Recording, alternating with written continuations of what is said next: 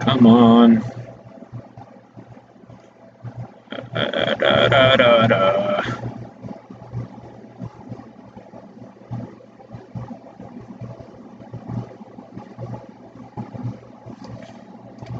And we just do... Is it considered my channel? Good enough then.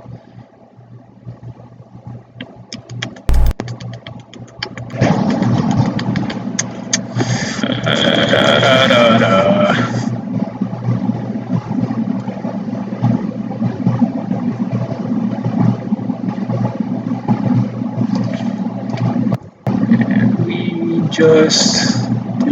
It's been kind of weird when my computer does that. I don't know what's considered my channel. Good enough then.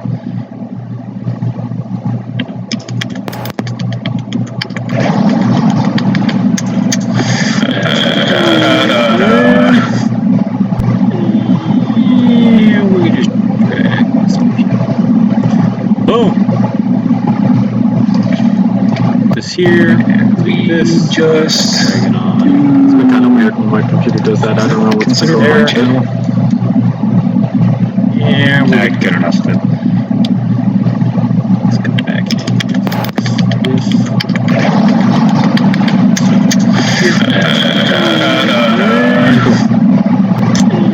So yeah, well, we just 2 streams one day. What can I say?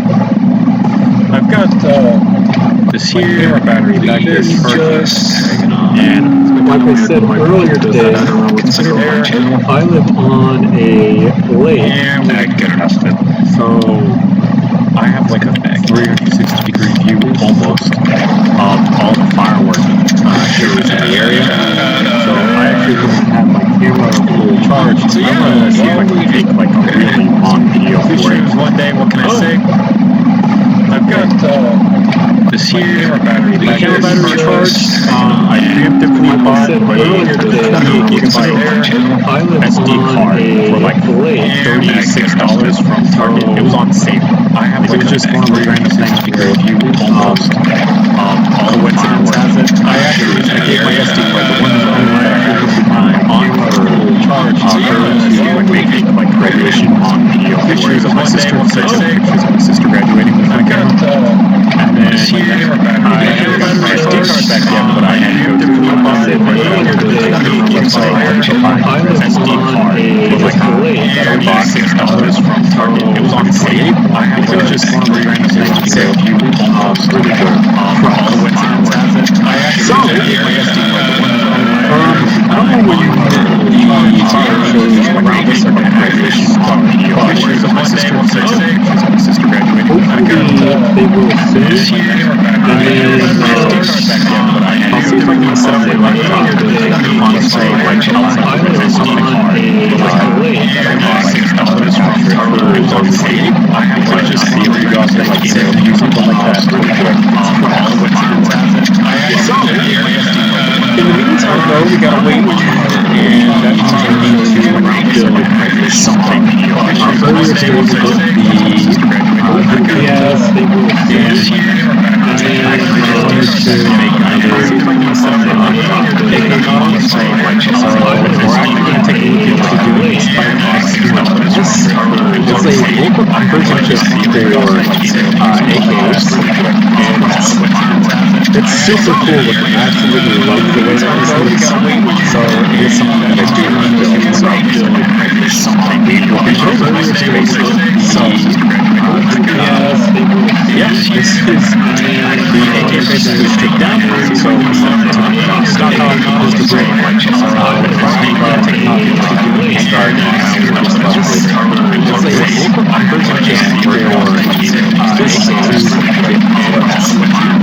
It's super cool with the absolutely love the way that it's like so it's something that I do. Part of it's going to be upside down. Well, I think this top portion, this whole top portion is going to be upside down. Because I want to do this bottom curve on here. And this is going to be 5 studs, top portion, 4 studs. This side, taking the right side up, and guard and pretty simple stuff.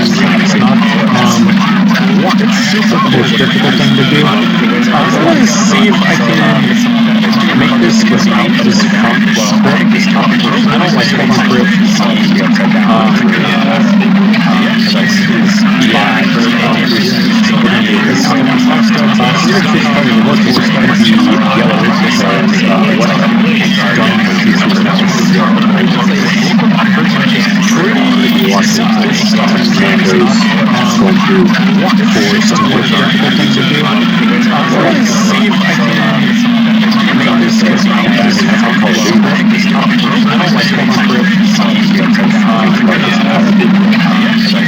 Super bright colors for no good reason at all.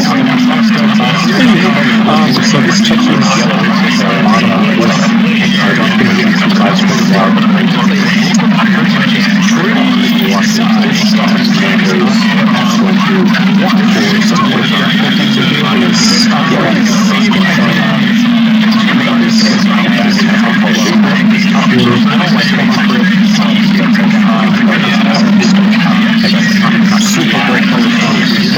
And then we're just going to start sticking. So this touches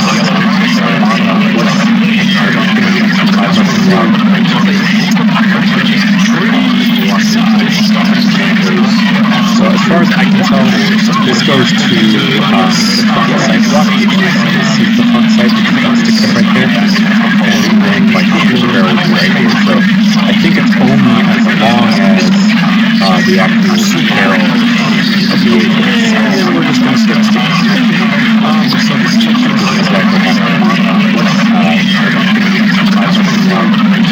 overly engineered.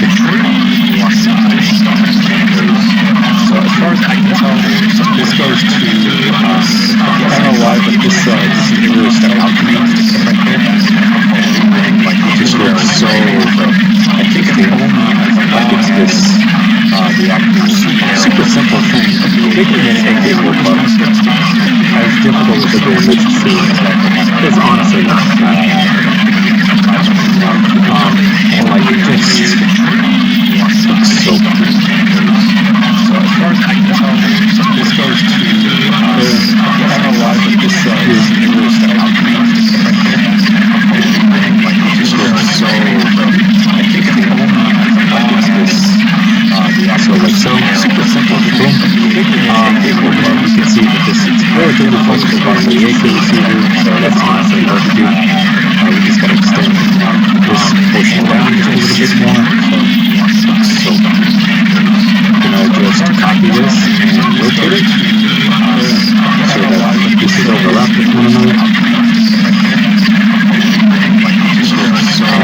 And then I think it's one more, so we're gonna do this side. So right there, super simple. And you can see this is relatively close to the bottom of the AK. That's honestly hard to do. We just gotta extend this portion down just a little bit more.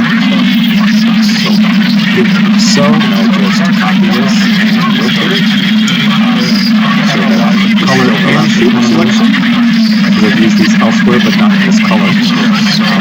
We're going to control V this all the way down. We're going to do this side model. So right there.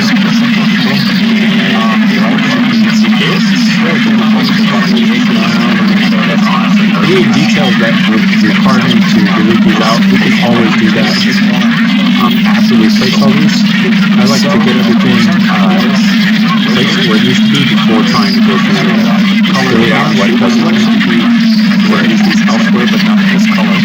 So there, we'll do this all the way down. We'll do this side model. So right there.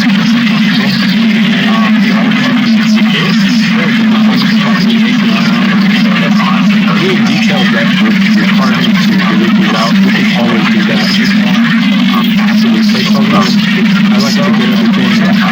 Sorry, every once in a while I'll be taking a moment to send a text file out what it doesn't go through. Actually, that is so great. This color for everything. We'll do this all the way down. We'll do this side model. So right there.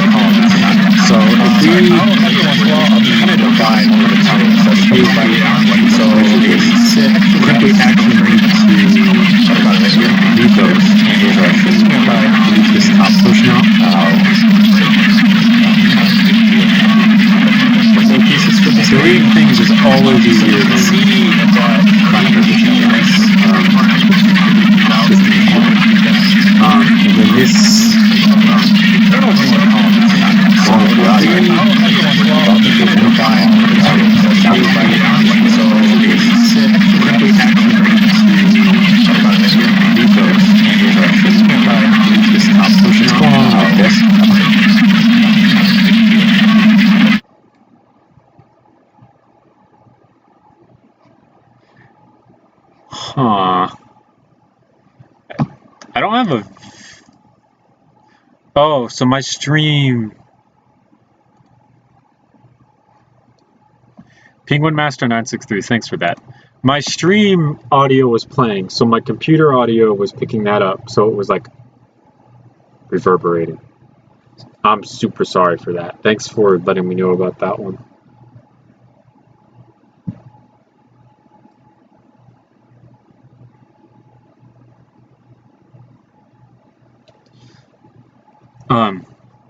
Yeah, so this thing, it comes up over the back of the sight block, so it's actually going to come up this way.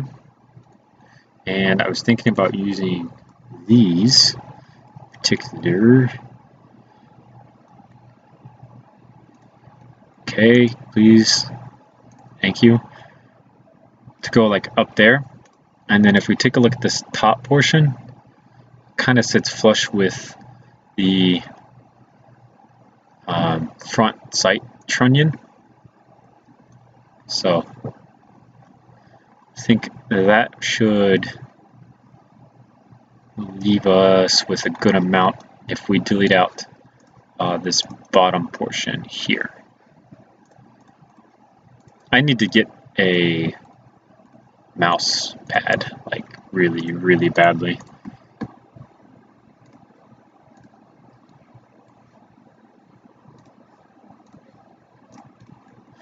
If we duplicate this over to both sides,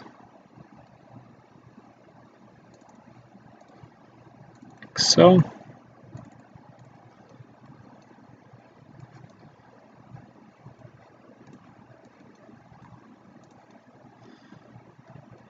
That should make up our first little window at the end of that. No, it should be longer.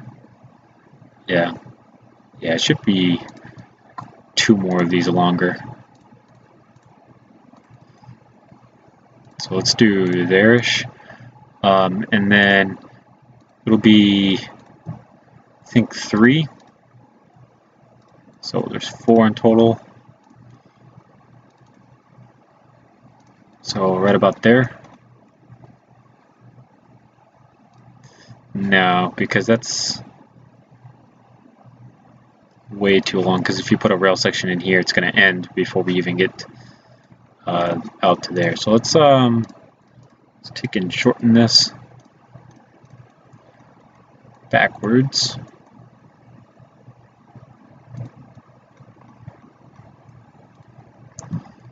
And then shorten this one down to a 2. 1, 2, 3, 4, 5. And there'll be like 6 up here. 2, that goes there. And 1, wait, using the wrong piece. 1, 2, 3, 4, 5. And so the rail section piece would go in between that. And that doesn't seem very good to me. So let's drop these down to being 2 wide. And then the rail section piece in between that seems a lot better. Why do I keep opening Discord?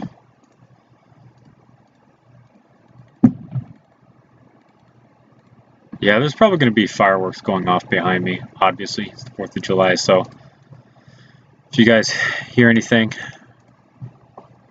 don't freak out. Like I said, once the actual like fireworks starts, I kind of want to sit down and like point the camera like out the window.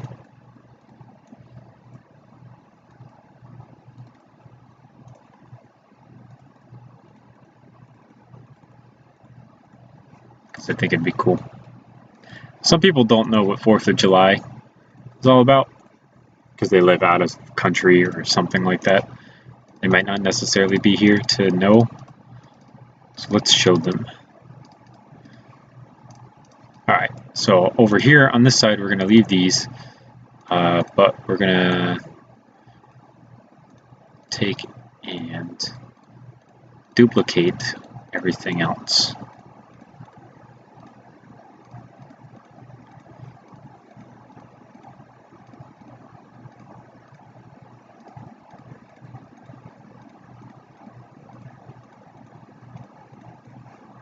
Just like so.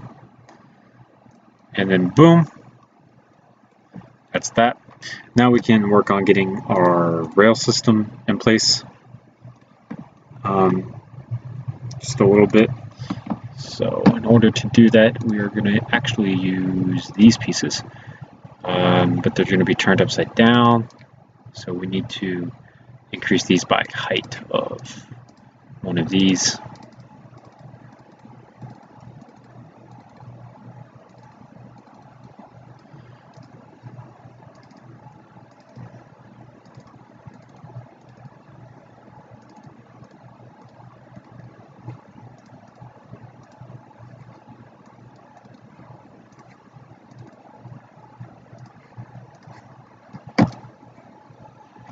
Where did I put the bracket piece?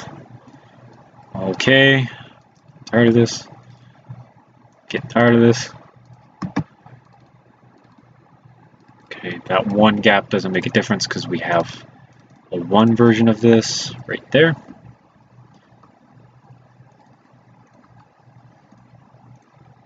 And then we can actually make the rail itself, which is pretty simple looking. Nothing much. It's 4th of July. Wanted to stream just a little bit while my camera battery charges. Still at yellow. It'll probably take a while to charge. I think the book said its first charge is like 2 to 3 hours, and then after that, it's about comparable. I charged it a little bit before this, but now it needs to like actually charge all the way through. So there should be a lot more going on with it this time.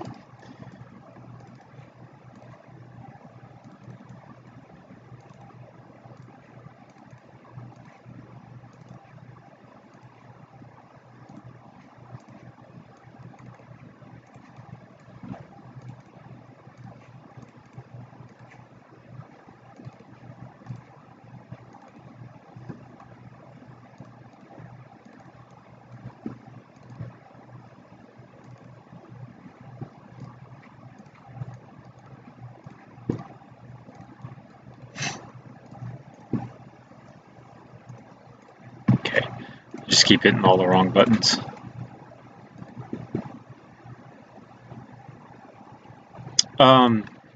For last stream, I did the Pp.19 Vityaz, technically the Pp.19.01 Vityaz, and then in the process of doing that, I remembered that this was a thing. So this is Spike X1S. It's a bullpup chassis for AKs. I love guns that are bullpup, and I love AKs even more than that, so seeing a bullpup AK makes my day. This one seems really cool and futuristic, and that's what I love about it the most, so I thought, well, I might as well make it. So this is where we're at right now. So, yeah. And then for this,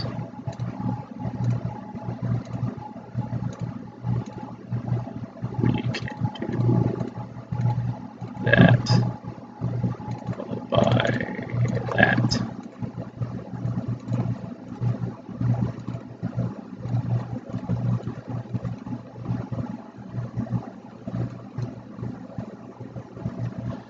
Yeah, it's like super futuristic, which is what I loved about it. It's also an AK though, and like to me, the future of like firearm technology for most countries is not going to be going to like this brand new gun. It's going to be updating their existing guns to match the newer stuff. So for Russia, that's going to be going to a bullpup, more ergonomic version of the AK. For America, that would be going to a more effective AR-15 platform worth of rifle. How they're going to get it to be more effective, I have no clue, but something will get it to be more effective. Well, I guess they already technically looked at trying to get it more effective with the SPICW program. Is there an I in there? It might be just SPCW. Where they looked at doing like duplex cartridges inside of a weapon. I actually made a gun from that program. It's the Colt ACR. But not everyone knows about the Colt ACR because it's super old, but I loved the concept of the weapon. So this is it. Super weird looking. But it's basically an AR-15 that's designed to shoot duplex cartridges. Duplex cartridges are like a normal 5.56 round, but there's another bullet in the case as well. So there's 2 bullets in one case. So every time you pull the trigger, you're actually shooting 2 bullets. It's super weird, but also cool at the same time. So that's the bottom part made. And then the top part is going to be 4 studs. Though I did not think about how I was going to do this with 4 studs. Oops. I don't know if they're going to do the Colt ACR. So the problem with the U.S. military is that if they can't justify a huge purchase of more advanced weapons, they don't do it. So that's kind of their problem.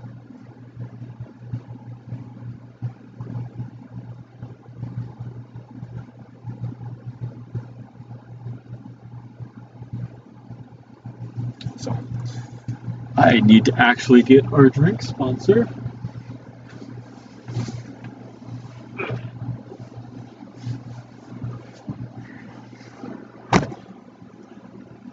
Mountain Dew, code red, Pepsi, official drink sponsor of the channel.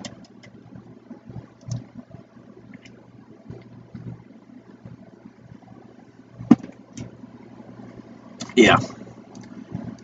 So the SPICW program had a couple different ways that they were trying to increase combat effectiveness, and one of them was the duplex cartridge.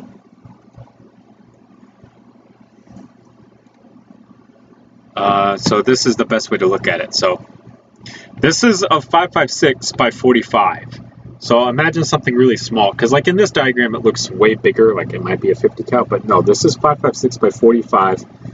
The first bullet has a little bit of a cone shape in the bottom of it, and that's where that second bullet sits. And it's designed to slightly deviate from the first bullet's path. And the whole purpose of this was to increase hit probability when a soldier pulls the trigger of a weapon. So this is Colt's way of trying to figure that out. And then Steyr made a SPICW?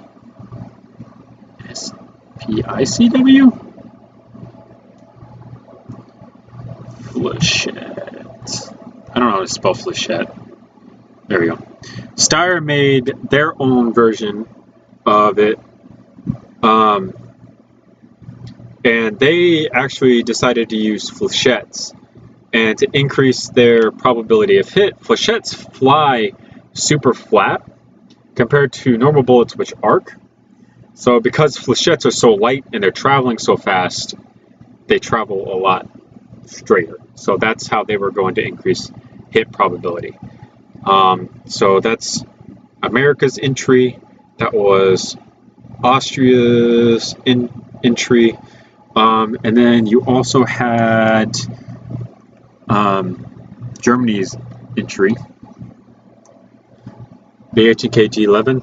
They wanted to increase hit probability by shooting 3 bullets so fast that the recoil was negligible from your first shot. So like with the normal full auto gun, the second you pull the trigger once, you're going to start bringing that muzzle up and you're going to lose effectiveness.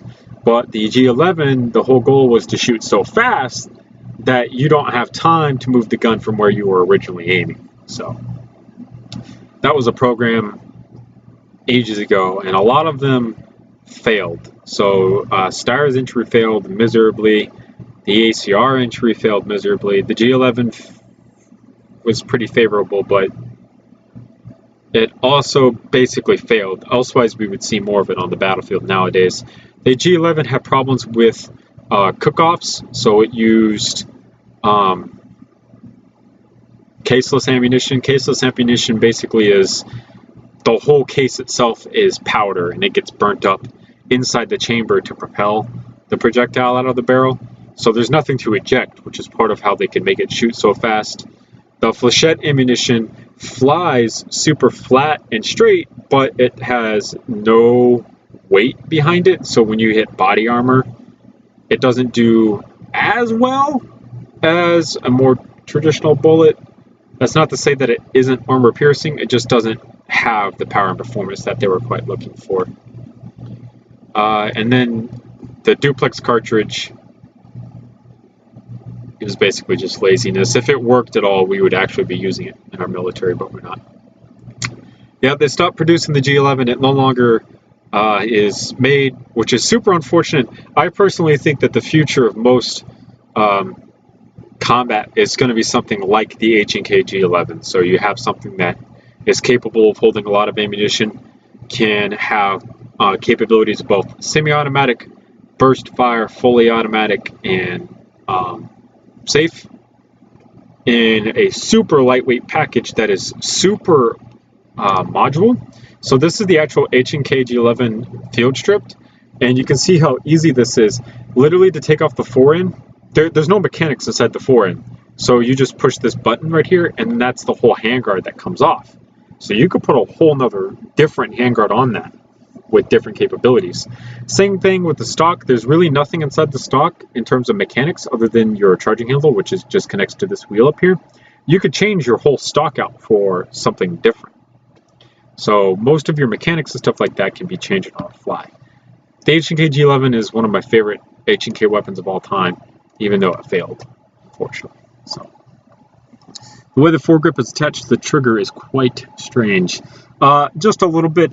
I plan on making my model without the foregrip on it. I don't like the foregrip on it, so we're gonna cheat and not make the foregrip on it. Alright, so now we gotta figure out how we're gonna get a 4-stud wide thing up on top of here the way that it needs to be. So we're just gonna cheat and go out to the end of the barrel and do this like so. And then on the inside do, okay, come on. I guess it really doesn't matter where it goes because we're just gonna bleed it out anyways. And then we're gonna work in a different yellow for the sake of possibly making it something that's two-tone in the future. There, like so, delete that, boom, boom, simple. Alright, so the next thing is going to be making this top section all throughout here, and then having this is kind of lined up, but not really. 1, 2, 3, 4, 5, 6, 7, 8. So there's 8 holes there.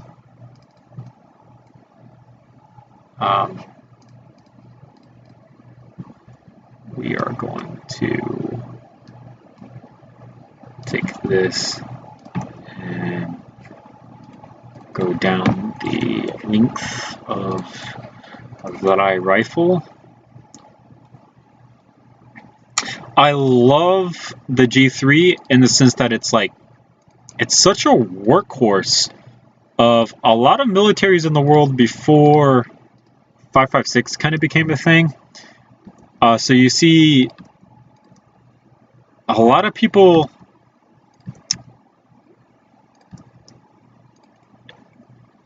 they really wanted 7.62 by 51.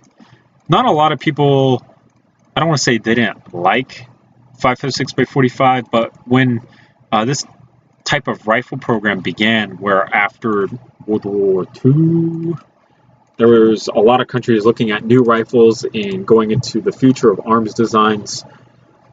A lot of them were trying to stick to the old arcane ways of doing things, which would be the 7.62 by 51, these huge hulking battle rifles. Thank you for all the bless yous if you said it or type it. It's like an old, outdated way of thinking, but still a lot of countries wanted to do that. And I don't want to say they were wrong, but you end up with the FAL, the G3, and those are two of like the most prevalent rifles in all of firearms histories. So the FAL is the right arm of the free world. The H&K G3 has so many variants that served with so many different countries. I don't even know if I can name all of them. And then after that, it left behind a huge legacy because then they started to produce different caliber models and having all these other different versions of it that I don't want to say they weren't needed, but kind of accelerated how popular it was.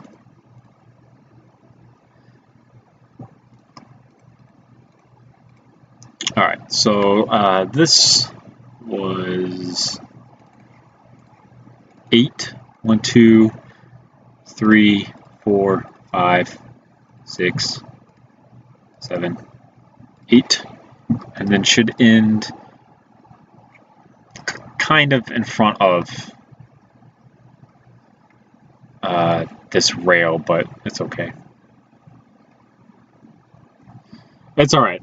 I knew, like, there's this ingrained reaction to just say it instead of typing it while in chat, so that's why I said thank you. Because, like, when my different username is streaming and he sneezes, I'll say it and then just not even type it. Like I said, it's almost ingrained in you to immediately just say it instead of thinking about typing it.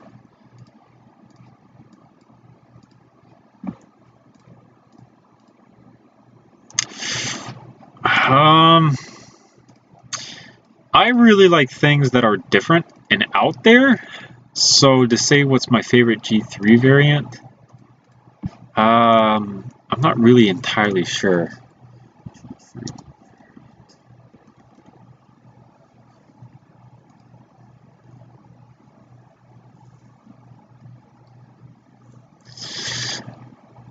Yeah, because there's no, I don't want to say there's no unique ones, but a lot of them are, well, yeah, I'll take that back. The HK21, I don't know if you would consider that a G3. It's kind of like a spin-off of a G3. The only reason I said the HK21 was actually because of this first, one of the first videos right here. Black Ops. Yeah, so if we actually look this up with B01 at the end of it, and we take a look at it, I don't know why, but when playing this game, I love the sound and the look of this gun. So you had this tan plastic furniture on it, this big beefy stock, and it felt so satisfying to use in the game. Like I said, I don't know why, but it just felt good. It really did. Actually, one of the first guns that I ever made was the HK21. I did a really bad job at it, but it's one of the first things that I ever made. I just love the look of this gun. It's so cool.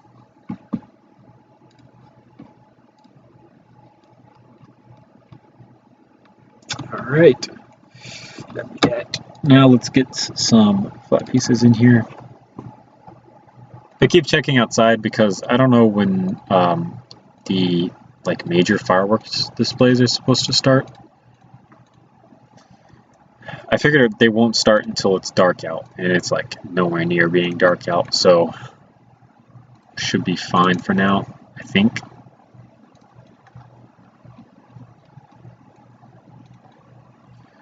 It felt really good to use.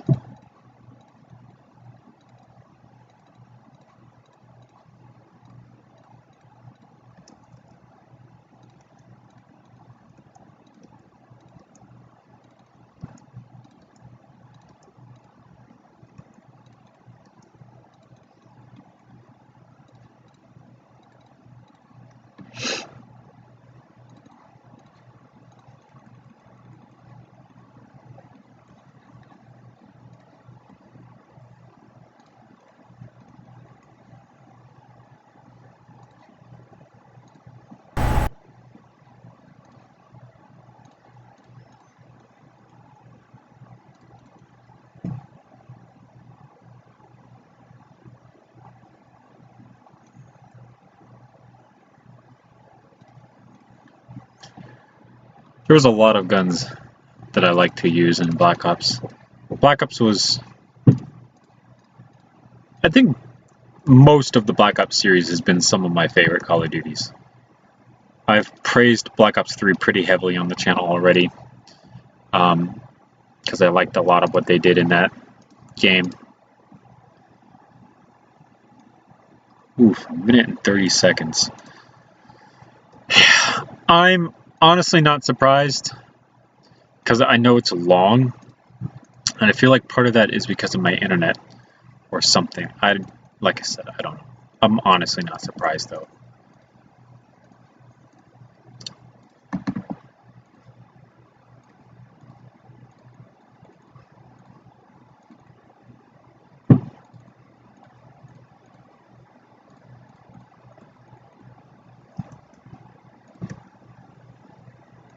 I think it might also be raining.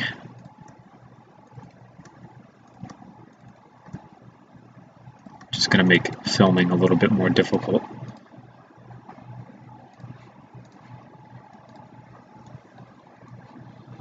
So for this section here, we are going to, is this a 1? Yes, thank goodness. We're just gonna make this one 5 going up to kind of cheat just a little bit.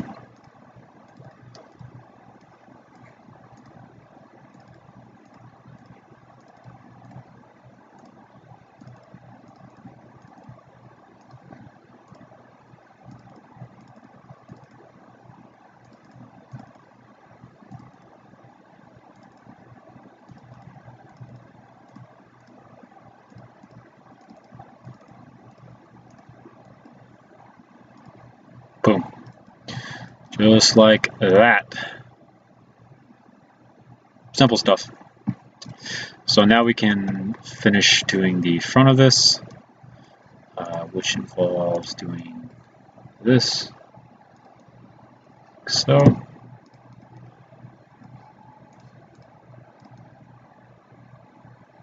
Boom, boom. Okay, can't add a 1 there, that's fine. Let's switch back to the other yellow. Add a 2 there. Delete out this bottom one. Wait, I shouldn't have deleted that because I needed it to go up here anyways.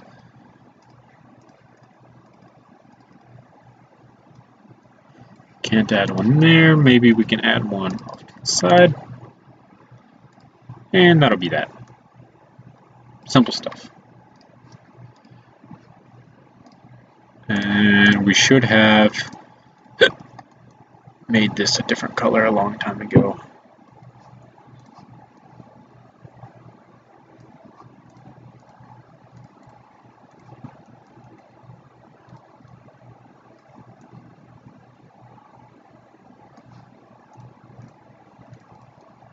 Like so. And that'll be that. So we get the rail system up here. We need screw details along here-ish. Yes, this is right side up. I had to think about that for a second. So for screws 1, 2-ish, 3. So these should just be pretty straightforward. Delete that, move this one. Delete that, move this one. Boom. Switch back to this, grab this, turn it 100 or 90 degrees. Oof, 180 would have done nothing. Place it there, take this one, and flip it upside down. Where did it go? There it is. This. So, and then that'll be that one.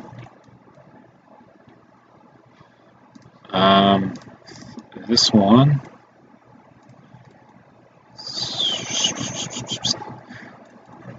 Just take and drop this piece down this way. Put one of these here.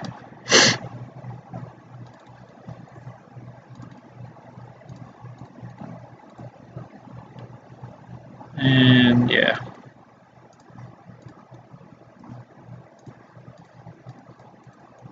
I said, screw detailing, honestly not hard. And then there's another one kind of in the fronter section of here, 1, 2, 3, 2, 3.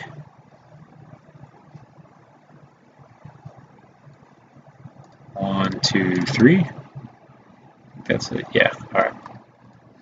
So then we take this and put that there, this here, put this one here. Grab another 1x2, fill in these gaps.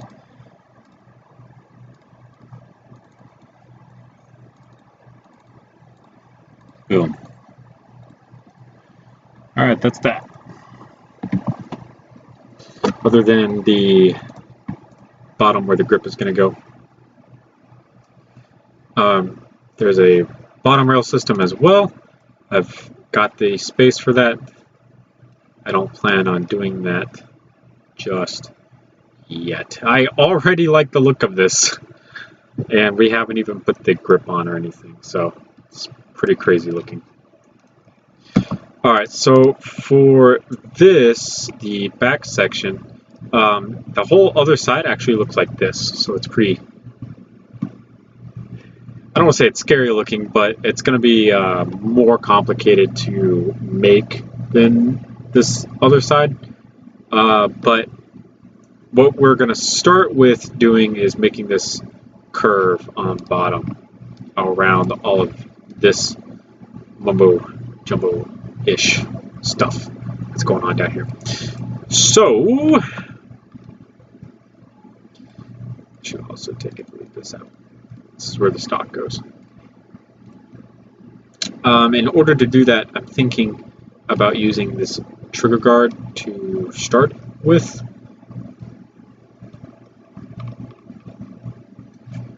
And doing this in an orange.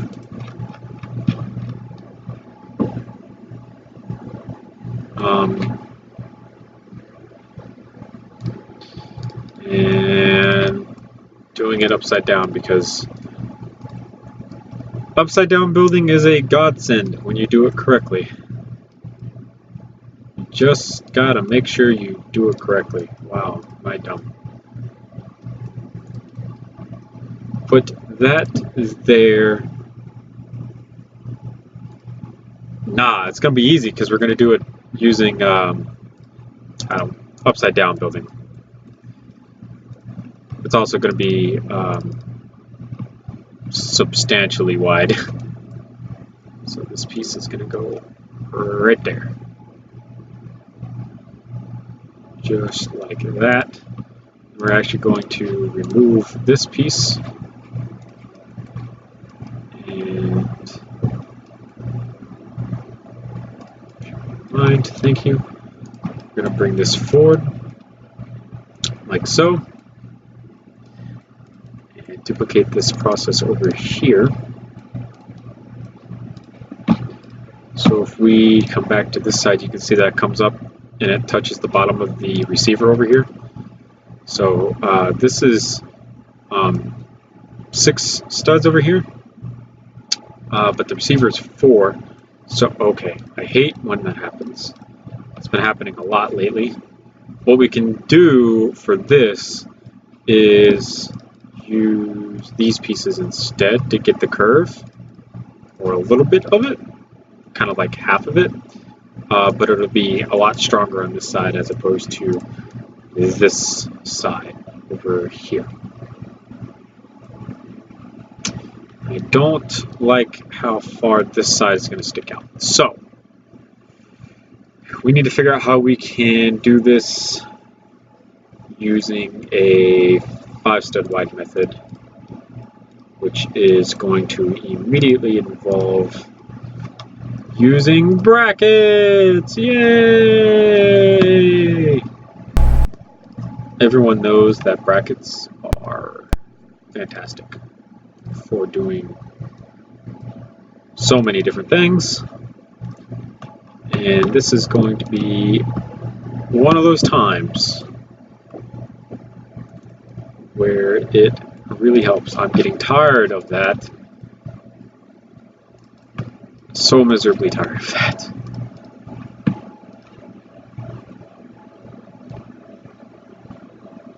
Do you play Destiny 1 instead of 2 like you do? No. I played a lot of Destiny 1, don't get me wrong, but when the new game came out, I did go over to the new game. I haven't played 2 in a long time, though, so yeah. I quite enjoyed 2. I would go back to 2, but I don't.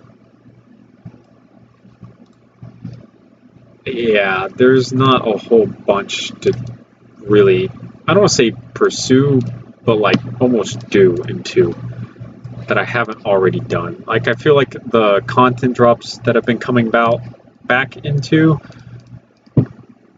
they're like almost not substantial enough to want me to come back.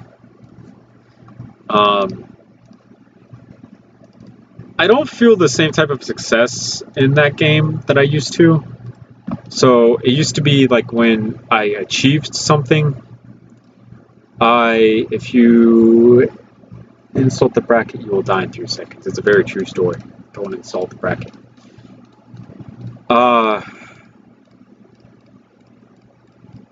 In 1, when you ran Vault of Glass, there was a certain amount of prestige in that.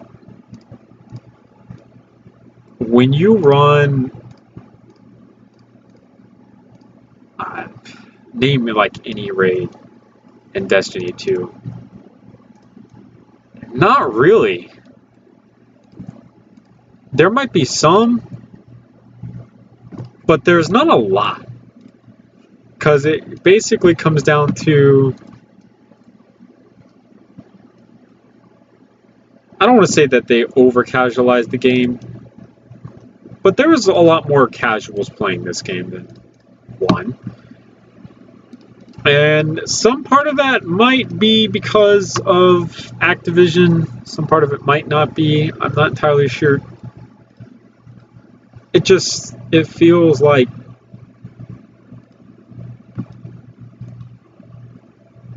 it got too easy, almost. You would blow through content in no time at all. Every other week was like some huge controversy that came out because of the game, because Bungie did this or Bungie did that. It just got... Ugh. Crota's in super easy, right? It was a strike, is what a lot of people say, but that's true to a certain extent. 1 second.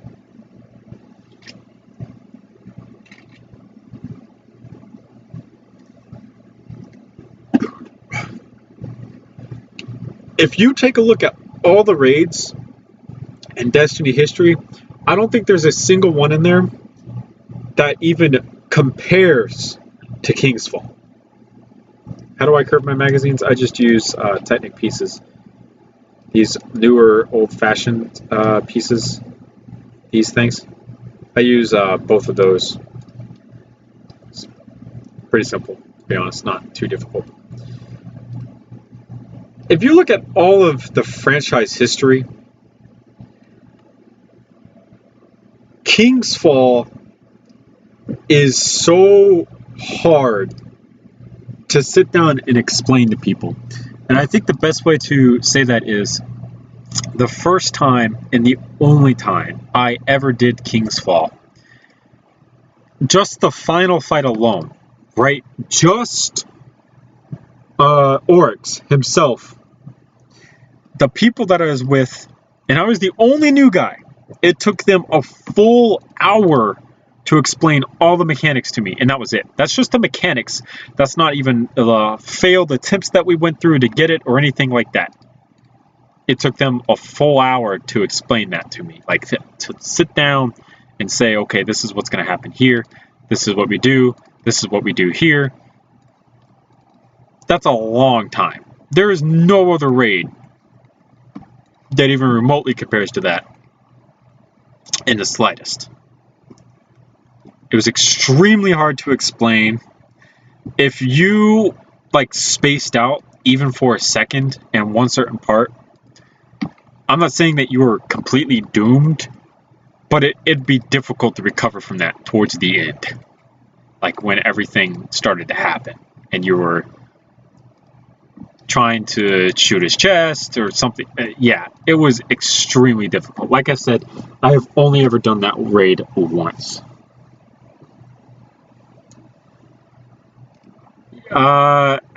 It's been 4 years, I think, since it came out, so I don't even remember how to do it.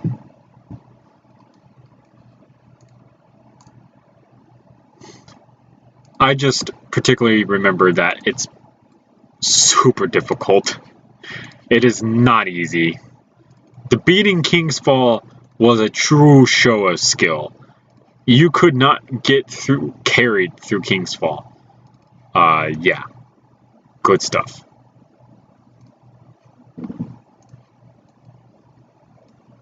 Last Wish,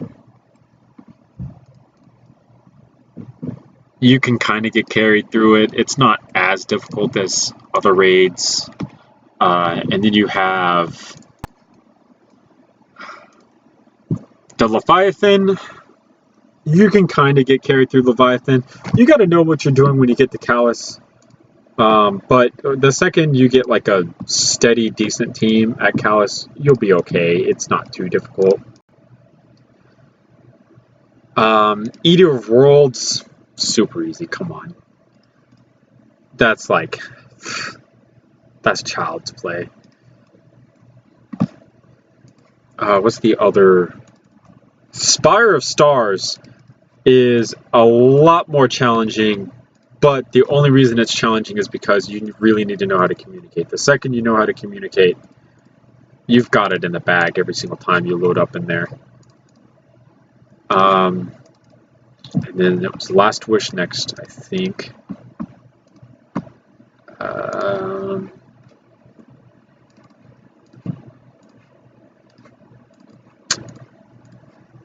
Came out after that.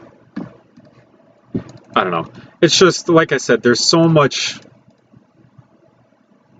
It was so much more difficult to sit down and raid in the first Destiny than what it is now. That's not to say that it won't take you a long time to raid in the current Destiny. It's just the older Destiny. It was a lot more brutal. I remember staying up till 5 o'clock in the morning on a school night, trying to get Vex Mythoclast from Vault of Glass, and then going to school the next day in 7th period pre-calculus. One of the most brutal classes ever. After you stayed up all night, you almost got no sleep because you got up at 6:30. Yeah. Just to try to get Vex Mythoclast, only for one of your friends that you don't think who deserve to get it gets it, and then sits there and kind of like rubs it in your face. Oh man. Brutal times. Fun times. But man, brutal.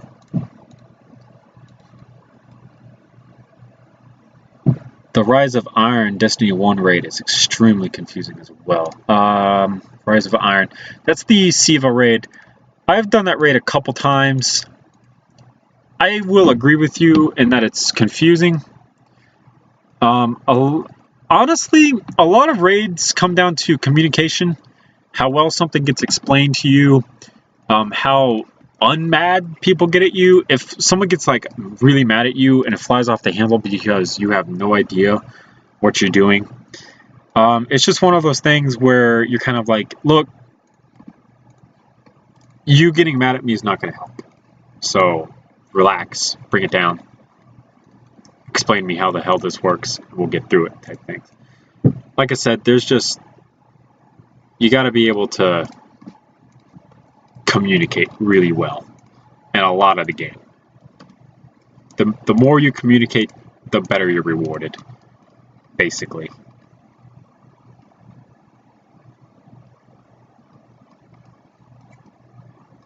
Boom, that's honestly a pretty good looking stock. I'm surprised how good that looks. That reminded me of a meme.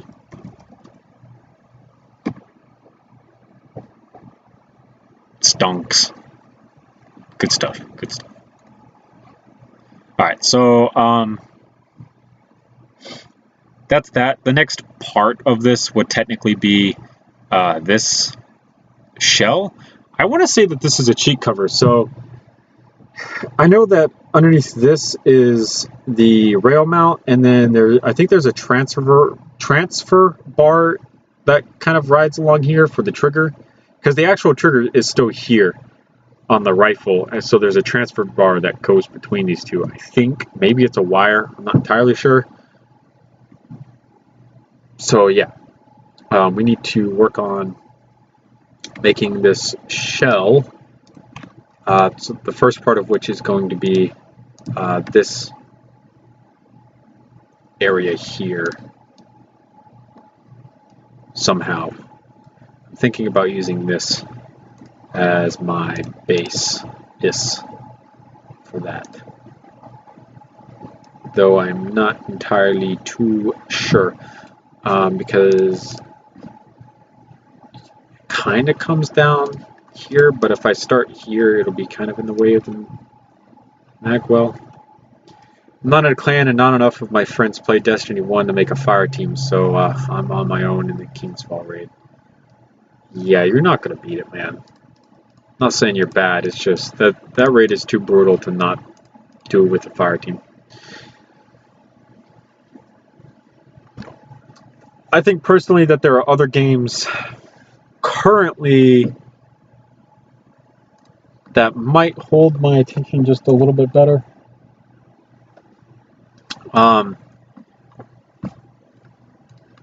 Smite, for example. A lot of people like bash on Smite, but Smite's a really good free-to-play game. And I really like the game itself. So, I actually have my Xbox on. I'm just not. I have VRV open right now because I was watching One Piece. So we can actually close out of that though, because I was changed over to my phone when I went to cook dinner. So this is what I've got downloaded right now. Call of Duty Black Ops 3. I still have downloaded in case I ever go back to make guns from that. So I have their 3D models and their attachments on. Destiny 2, because I still play that game somewhat every once in a while with my girlfriend, because she really likes Destiny 2. Xbox 360 Mass Effect, because I love the story, and I'm older now, so I wanted to go back through and play it again. So I played it way back in high school, in like 2014 was the year that I first played it. Now it's 2019, so 5 years later. Minecraft, duh. Who doesn't have Minecraft downloaded, honestly? Smite, and then Rainbow Six Siege. Those are the 6 games that I have downloaded on my Xbox right now that I play almost on a regular basis. Yeah, it's brutal, man. I'm actually going to delete these and replace these with the 2 version on this side. We're going to leave the other side the way it is.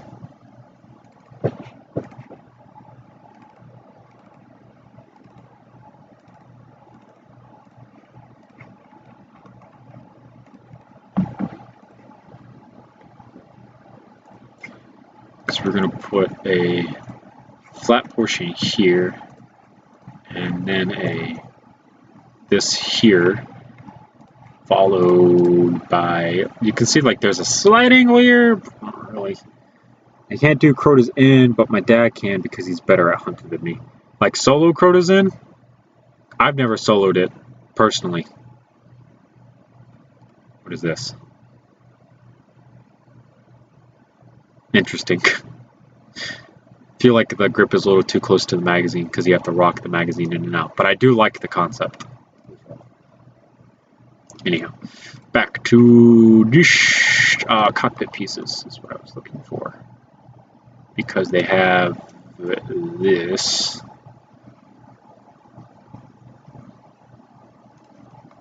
And we can put that there.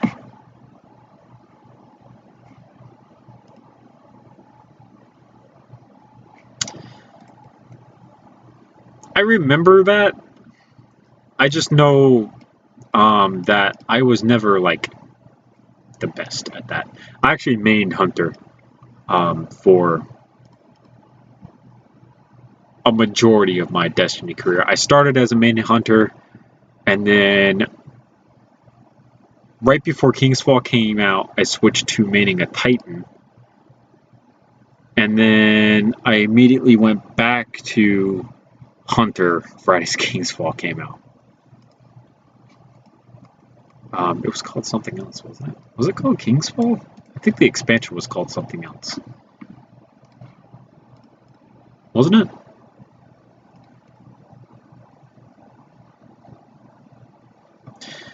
I've always liked the cloaks for hunters, and so when I first got the game, when Destiny first came out, the original first Destiny, I personally thought that there would be some type of weapons advancement type deal going on in the game, in the sense that, so if you read the first bio for Warlock, Titan, and Hunter when you started the game, it almost kind of seemed like Taken King. There we go. Thank you for that. It almost seemed like it kind of talked about how Hunters were super proficient in sniper rifle use, and that's what they were good at using. But then Titans, I think it said something about being proficient in auto rifles, and Warlocks being proficient in space magic weapons, so fusion rifles is what I thought of. I kind of thought at that point that depending on which one you chose, you would get special bonuses for it. That's part of why I chose Hunter. I like to snipe in a lot of games. I might not be good at it, but it's what I like to do. Hunters had a really cool aesthetic to them. They had armor, but they were also really fast and mobile. I like personally being fast and mobile. They really spoke to me at that point. So that's what I decided to go with when I first started. I later found out that obviously it really doesn't matter which one you choose. They're all about the same, to be honest. There's not a huge difference among them. It's only like ever so slightly noticeable, but not really at the same time. So it was just one of those things, really.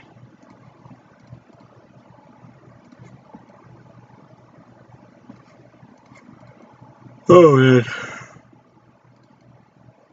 Oh.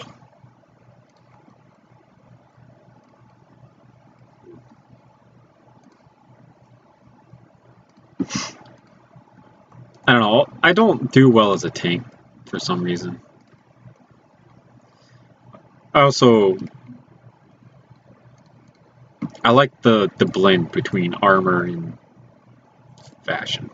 So a lot of people like complain nowadays, like, oh, Destiny is not about fashion, it's about having the best gear and stuff like that. To me, part of it has almost always been about how I look as a Guardian. 1, 2, 4, and 2 is an 8. My Guardian always has to like match in colors and whatever armor choice she's wearing. I play as a she. I don't know why. It's just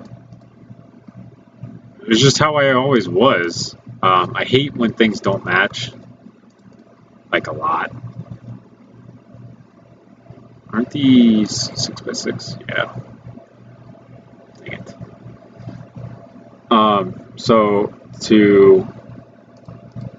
Yeah, it's just one of those things, really. There's not a whole lot to it, other than that.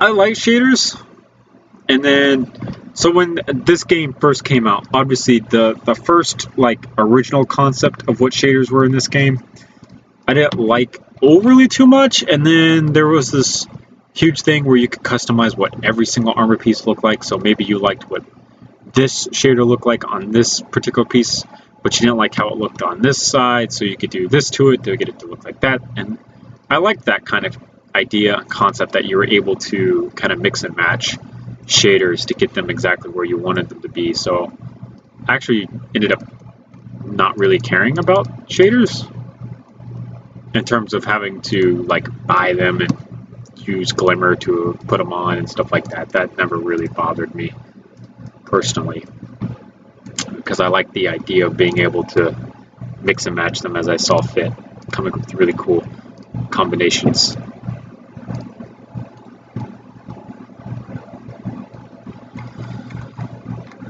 Like I said, part of my Destiny experience has always been figuring out what's going to make my hunter look the coolest in some way, shape, or form.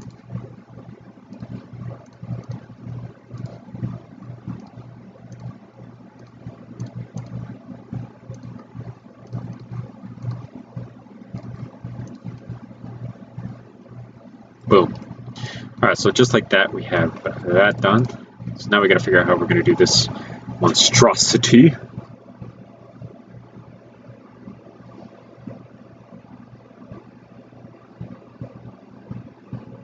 It's 8:15, but I don't see much fireworks going on.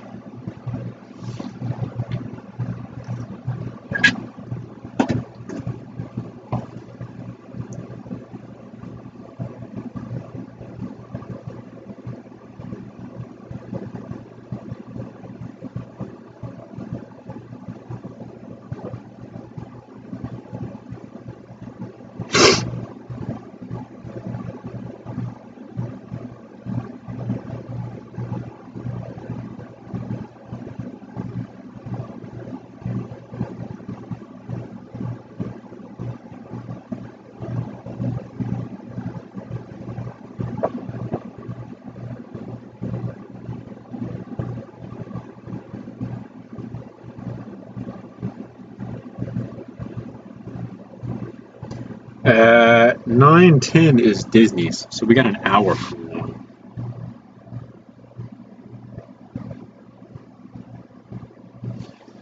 Give me 1 second. I'm about to go back to the bedroom. I'm gonna actually open the back window and see what type of view you guys get from that.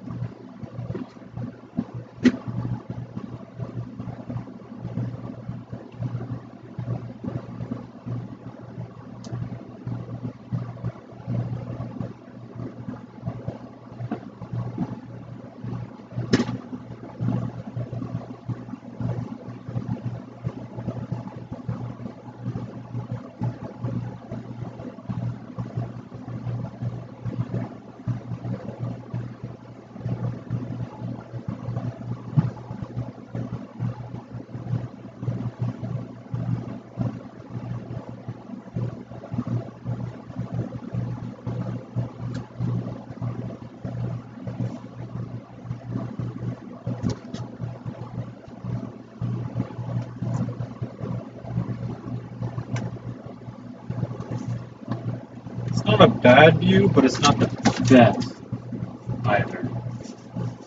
So, you guys might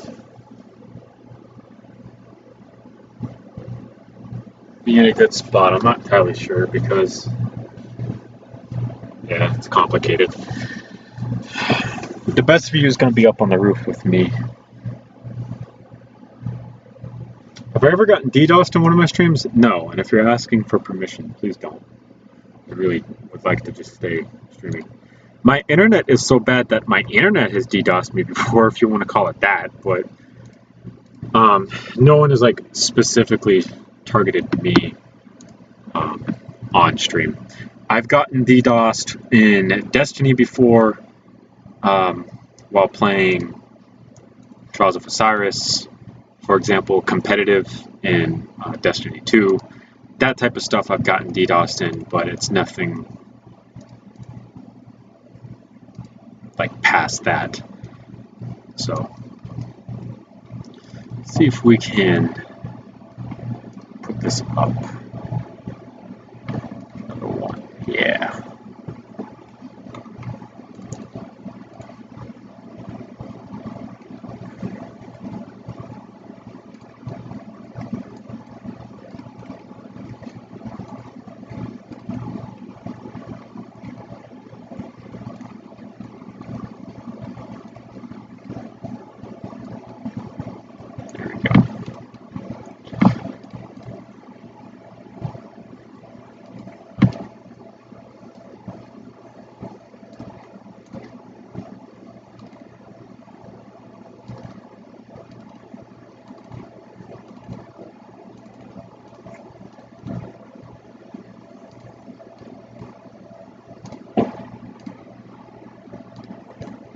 Why do I keep doing that?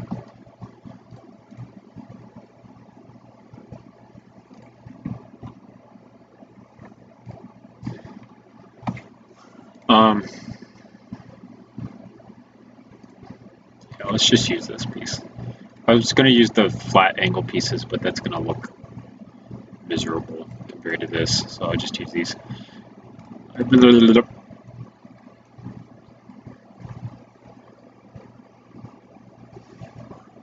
Yes, my camera battery is fully charged, so I'm ready to go. I should be able to stream some of this. I don't know if it's raining or not, but I hope not, because I do want to go up on top of the roof to give you guys like a way better view, if possible, of this. So I think what we're going to do is finish this up and then get ready for the fireworks show by seeing if I can get my laptop charger out there and power ran to it. Maybe also an umbrella, because that would be great. Getting my camera out there so I can get that set up and get a nice wide view of that going on. And then maybe possibly also an umbrella in case it starts raining, because I really don't want it to rain on like my gear and stuff. It's not exactly a cheap laptop or a cheap camera, so getting some type of contingency plan in place, because like once you're up on top of the roof, you're like, I don't want to say you're stuck up there, but if it starts pouring down really heavy all of a sudden, you're going to need like some type of, how do I get down from here with my stuff in a reasonable amount of time where they don't get like soaking wet. So I'll have to figure that out.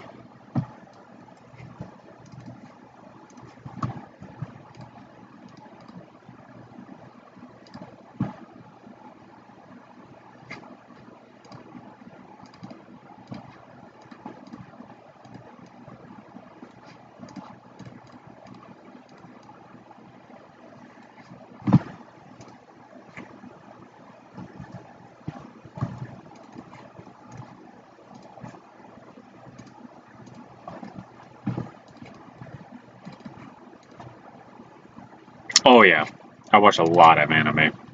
I kid you not.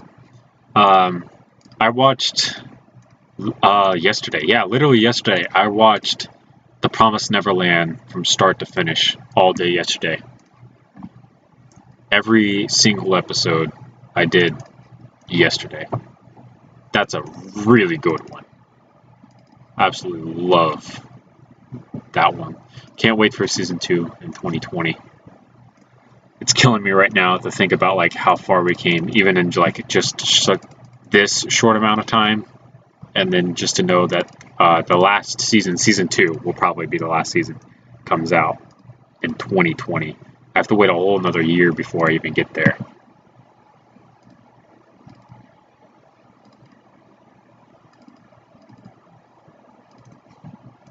And anime is like one of my favorite things to do as a pastime. Because there's a lot of really good anime. Before I closed out of it, I had VRV open with One Piece on. Because I've been slowly trying to get through One Piece, but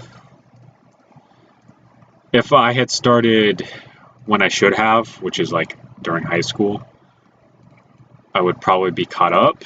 But because I didn't start in high school, I now have to start from the very beginning and go through 700 plus episodes of the show to get caught up to where everyone else is, which is a lot.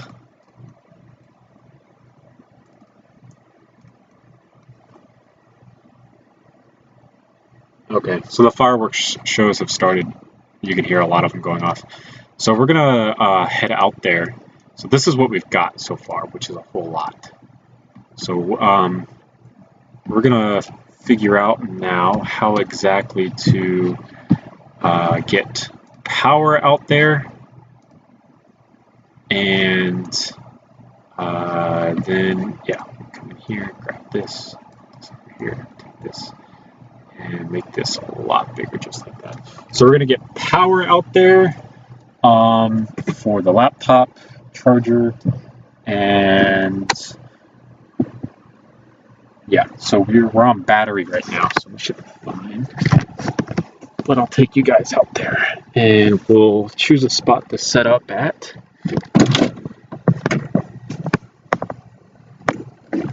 And we'll have like a real chill time.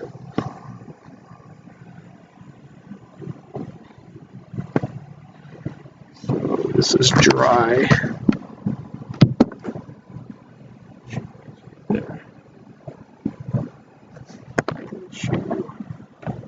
That way. Yeah, all right. So I want to get my camera out here. So I will be back. You guys enjoy what's going on so far.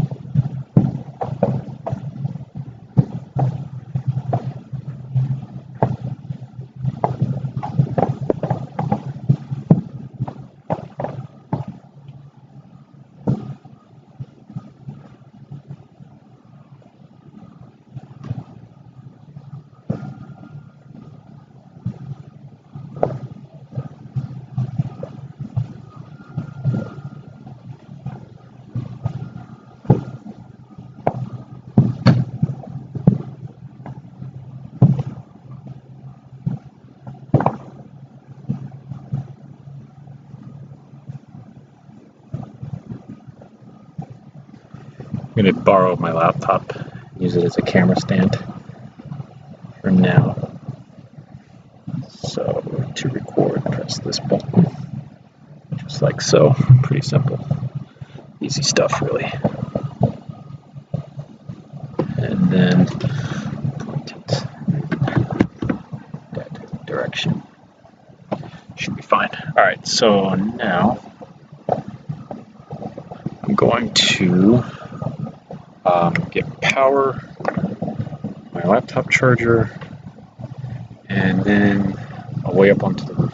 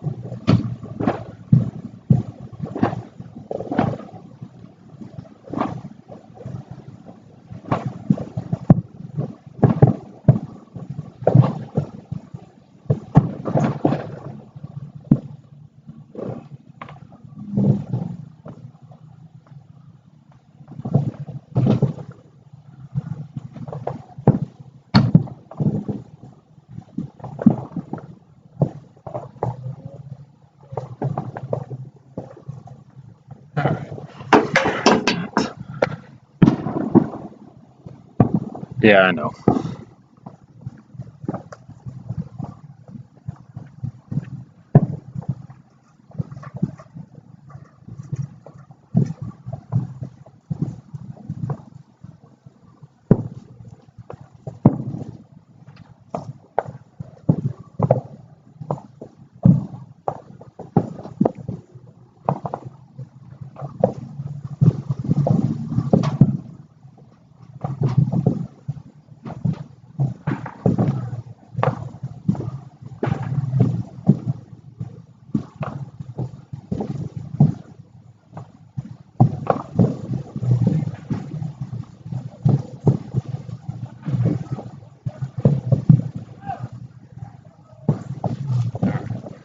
We're gonna go up to the roof.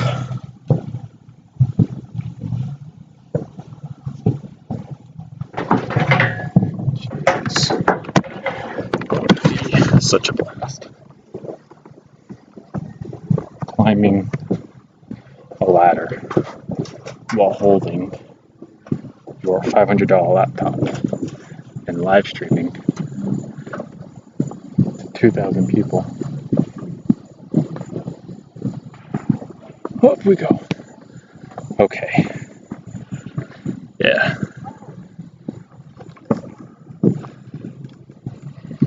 And the roof is wet, so I should have brought something for that, but didn't, fortunately.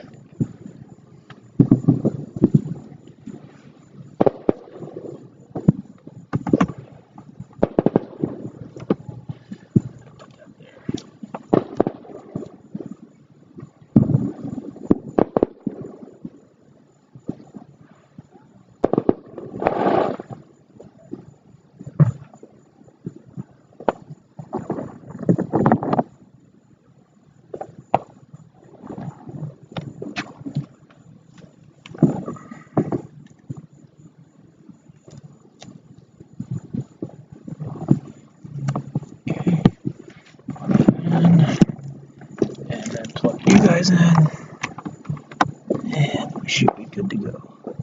Yep. Alright, so you guys got power now. So that's that.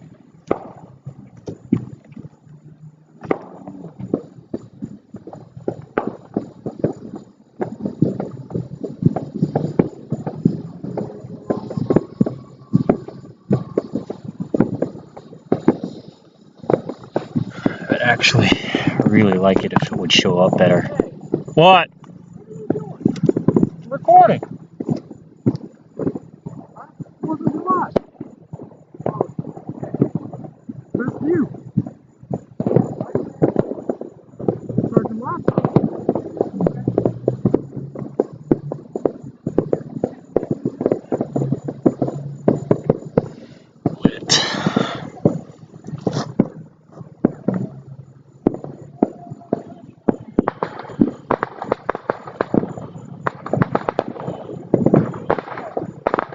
Actually, probably should have brought more than just the thin ones for the camera. See if I could get some way better pictures.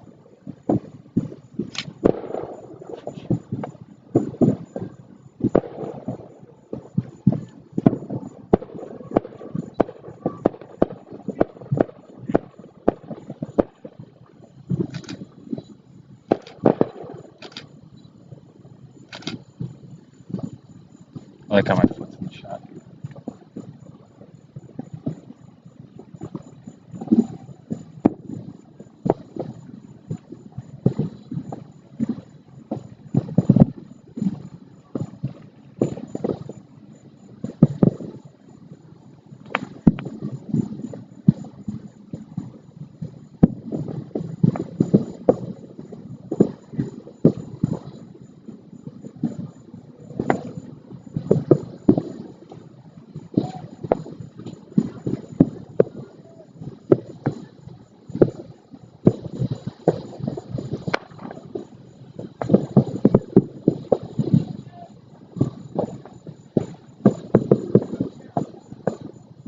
I think there was more last year, but it could still be pretty early in the night, so kind of hard to read chat like this. Yeah. I'm also thinking that if we take and we reduce the brightness of this, maybe that might help with how like washed out this looks. It also might just be the natural light, and also the fact that I'm using like laptop quality of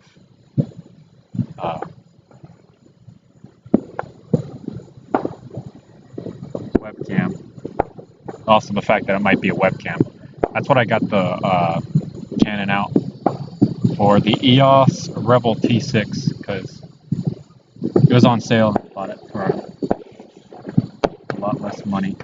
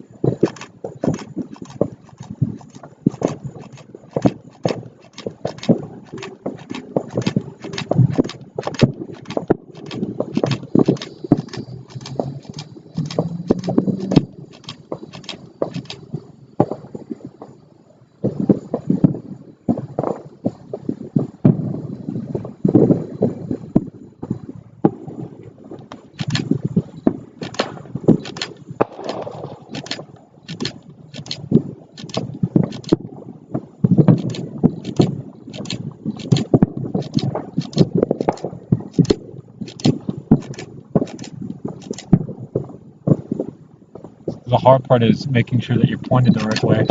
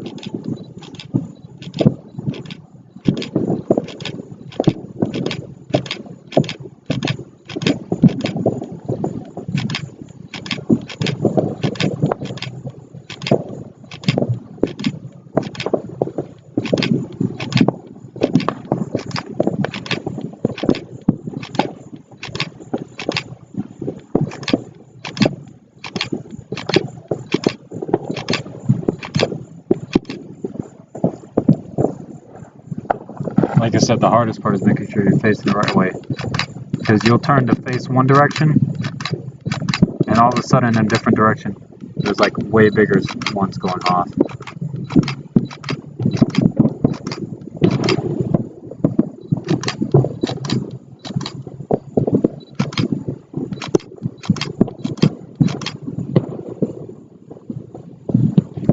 So I think I'm going to go back to doing video instead.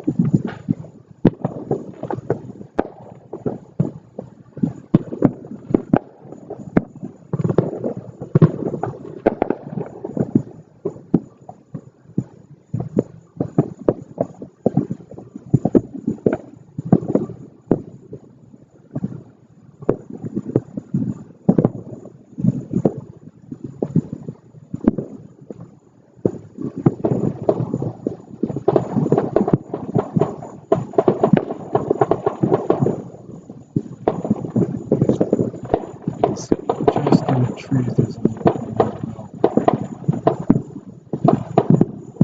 And last year, there's a whole bunch of people, sorry, that were doing them like right behind us.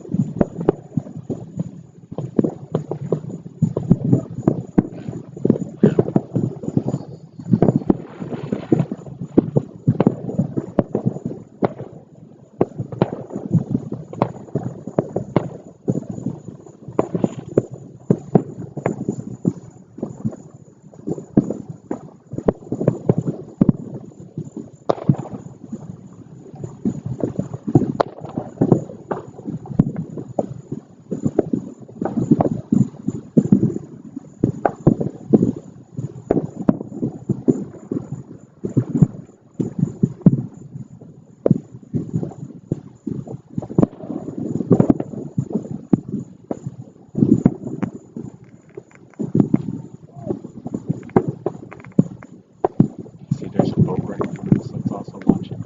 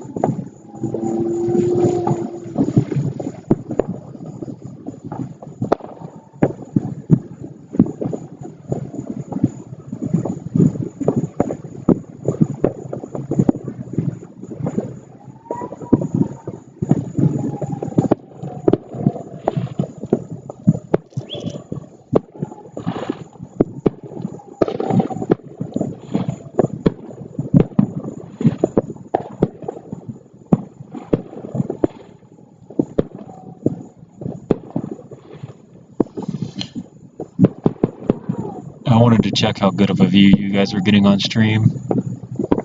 Y'all seem to be doing pretty okay.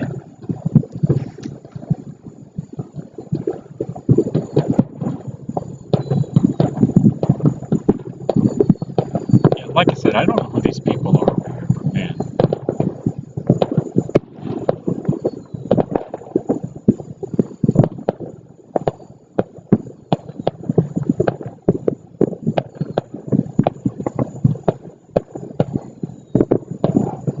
They did this last year, so it's almost like your own little private show.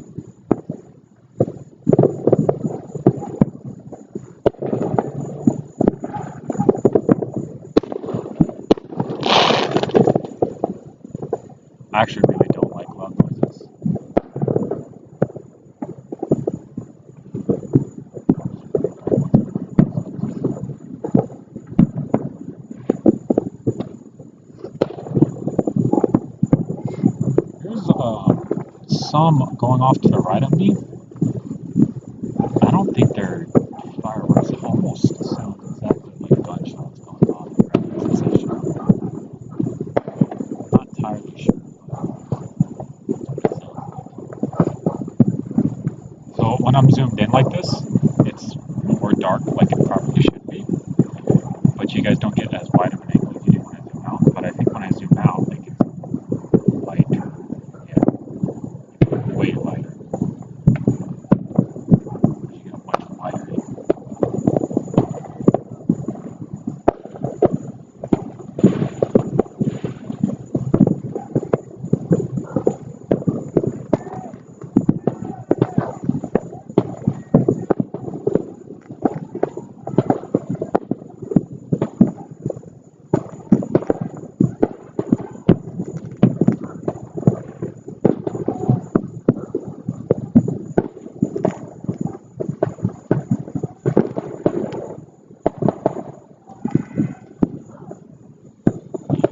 This boat right here.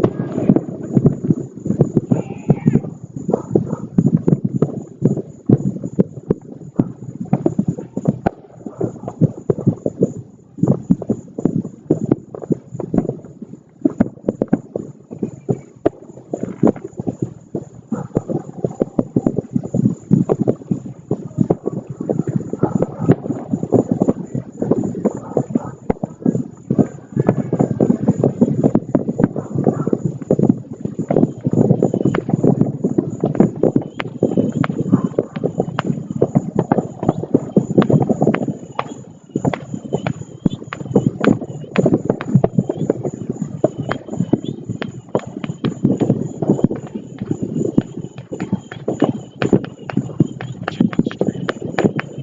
Let's more to see out there. You guys seem to be doing pretty alright.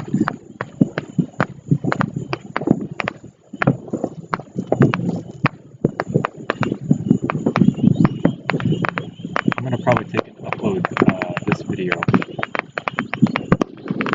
as well.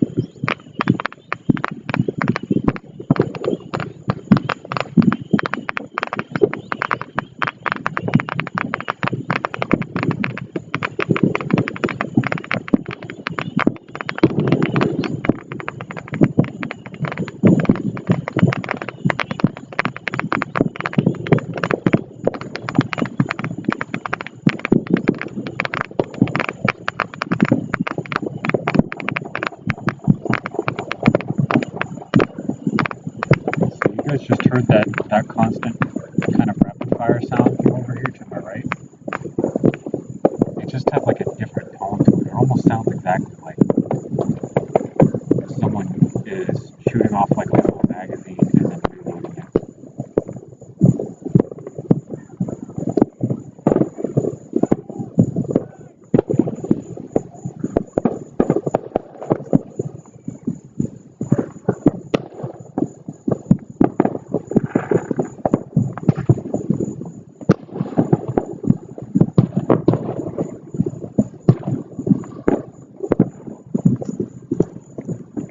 I see that my movie recording is only been so long before it stopped automatically. So I guess this one's gonna be in parts, unfortunately.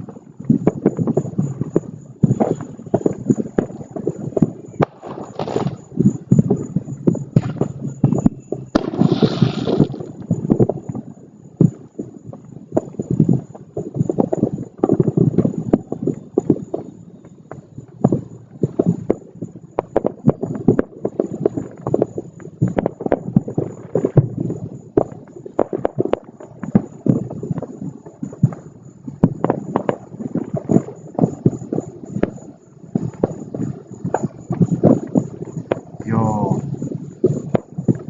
I think this guy has his jet thing out. Oh my gosh, if he flies by, I'm totally getting him.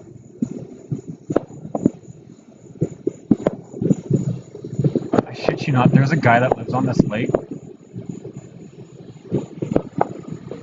He has a jetpack basically, and that's got to be it.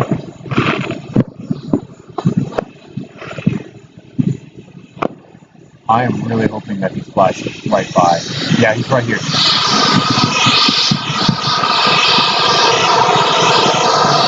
speck like right there.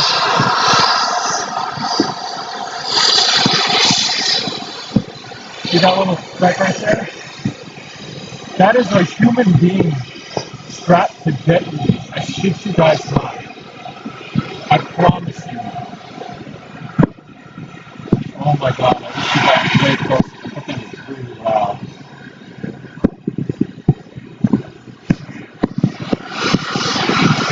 I don't know where he is. You can still hear him out there.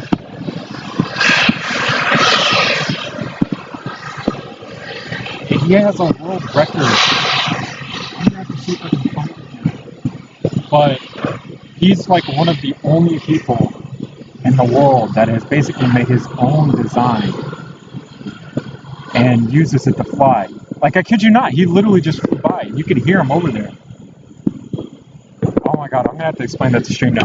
That sound that you're hearing, that sounds like a jet engine. There's this guy that lives on the lake.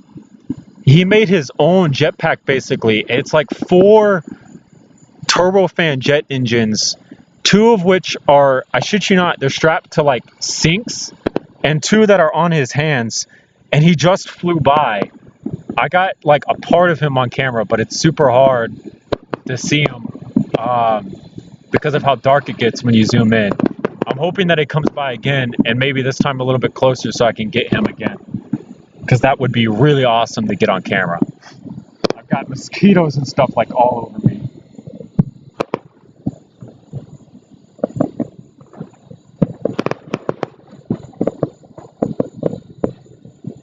So you can hear him out there again.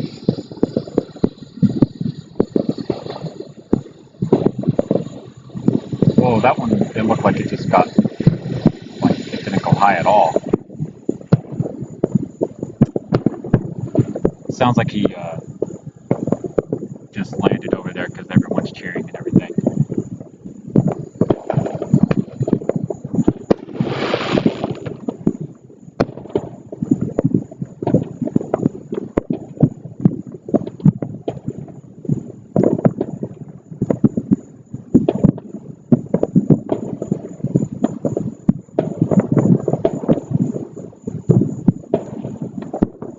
Yeah, he just landed. Oh, that probably did not translate too well to camera, considering he was like just a black spin. So there's a guy who lives 2 houses over from us. His name is Evan. He was telling me and my dad about it the other day. And I think both me and my dad were like, yeah, right, whatever. But now, yeah, it's way different now. It's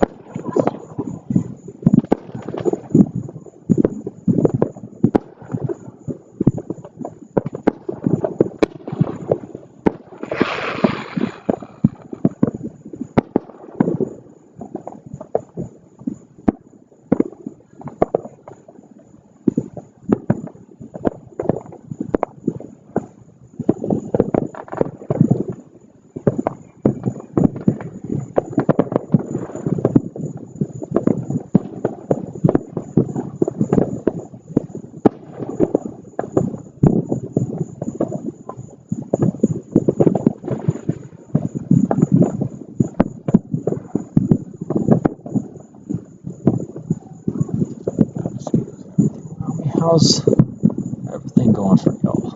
Looks pretty good.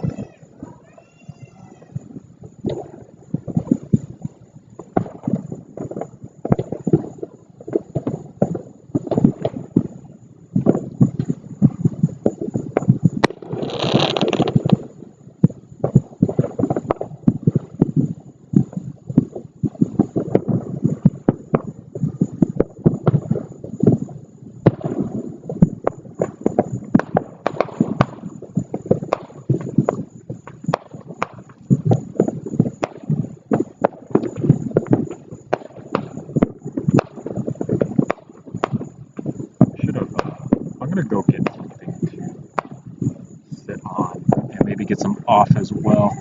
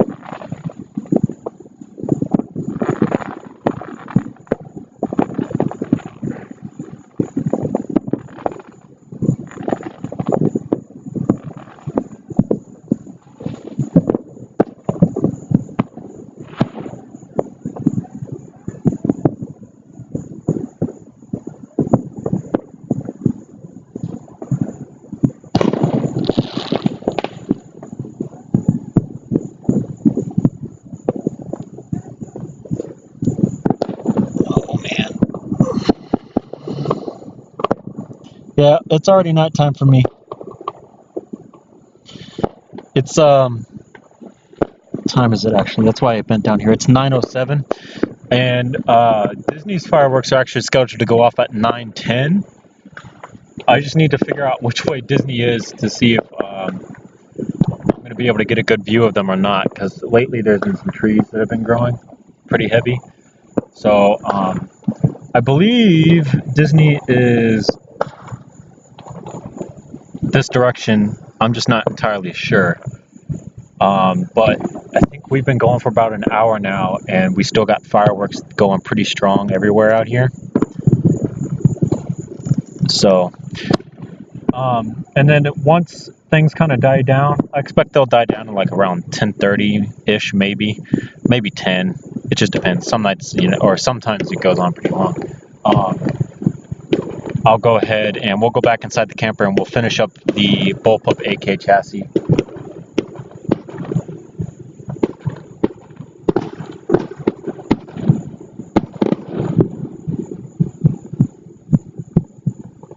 Inside, so yeah, that's that. So basically stick around unless you're out with family doing your own 4th of July celebration. If you're out of the country and you don't know what 4th of July looks like inside of America, this is kind of what it looks like, except in low quality footage. I got my DSLR out taking higher quality footage, so when I get that uploaded, you can also go to there as well. But I just kind of wanted to show you guys, maybe you're not in the country or something outside of it and you want to see it. I live in Colorado, so we can't have fireworks. Oh man, that's rough. I live in Florida, and I'm surrounded by Universal, Disney, and SeaWorld, all of whom have their own fireworks shows, I believe. So this is like their time of year to shine, basically. So yeah, you can hear them literally all around us. If there was ever a time someone asked me, do you know what it sounds like when there's a war going on around you? This is kind of what I expect it to sound like. There's explosions going off 360 degrees around you for, hours on end, basically. These other ones behind us, they're going to be much louder, and I really don't like how loud they are. I don't like suddenly loud noises. I double up hearing protection when I go to the gun range and stuff, so this type of stuff kind of scares me. I've got the DSLR up on a tripod now, so it's a little bit higher. So you can see, I don't know which corner that is, but on one of the corners of the screen, there's that really light place. There's a stadium out there that has their lights on right now, so that's where that's at.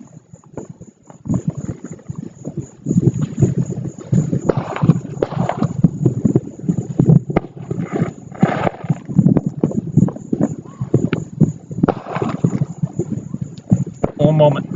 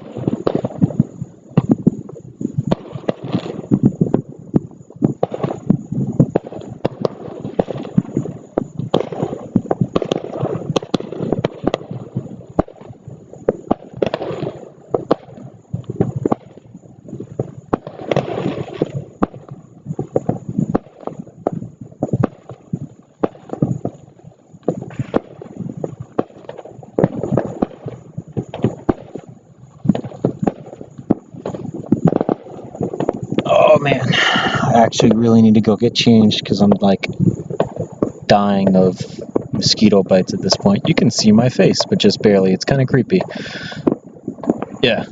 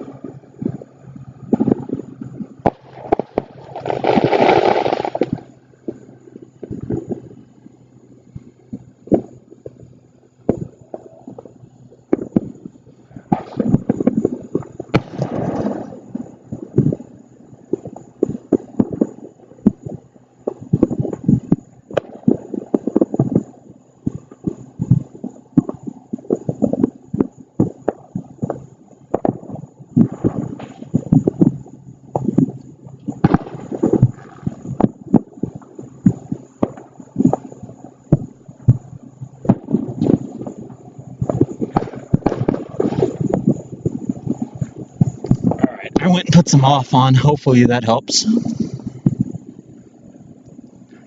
I'm honestly surprised that some of these are still going on. And Disney is to the left of screen, but it's just behind trees of that guy that's 2 doors down, Evan. So we're not going to be able to get it, unfortunately. Hope that's going to be loud. I'm listening for these mortar shots behind us because the second I hear that mortar go off, I cover my ears because I know it's going to be loud. Helicopter.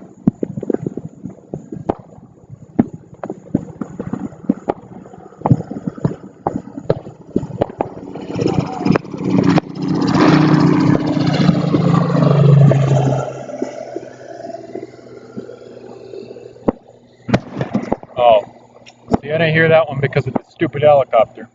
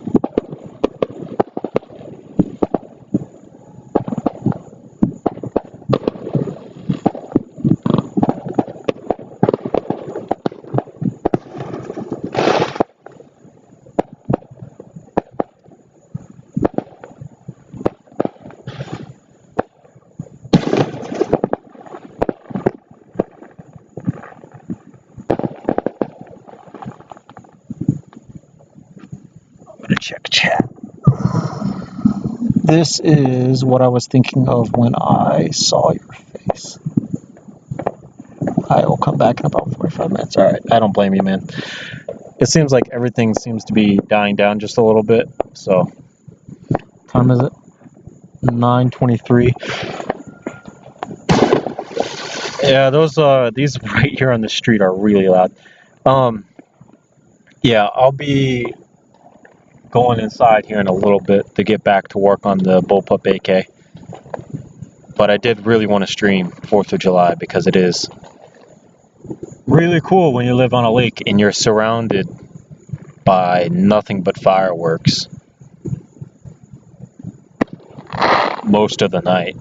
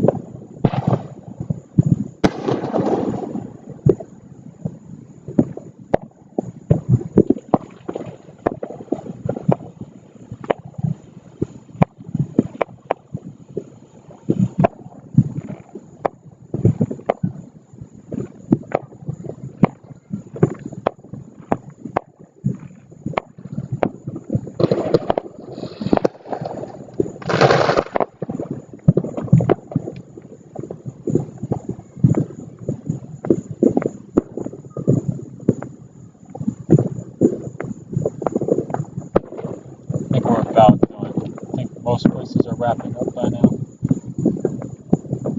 considering how much money it costs to run on fireworks. It's not exactly cheap. Let's check what time it is. What time is it? It is 9:31. Alright, well. I hear jet engines.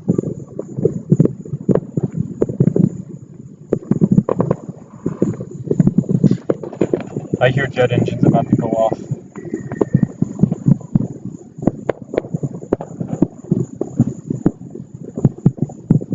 I'm kind of hoping that Calvin does it again. Yeah, I hear it.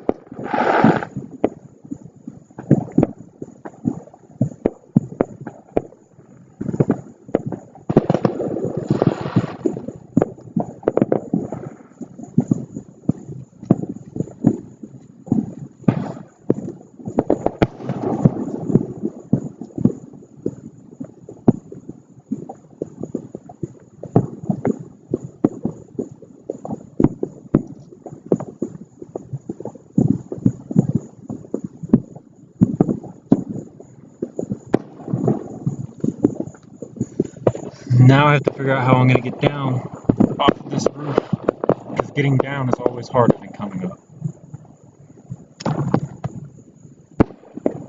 Alright, here we go. Grab this.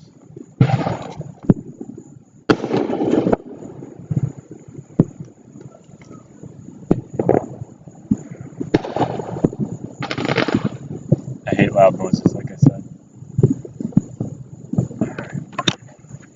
There we go.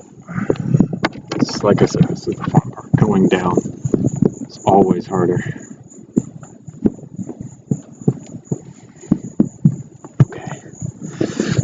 slow and steady. Right. Okay, first foot on. And all we gotta do is get the second foot on. And boom. Okay. Down we go. Slowly down the ladder. Here we go. Our tripod. And bring that with us.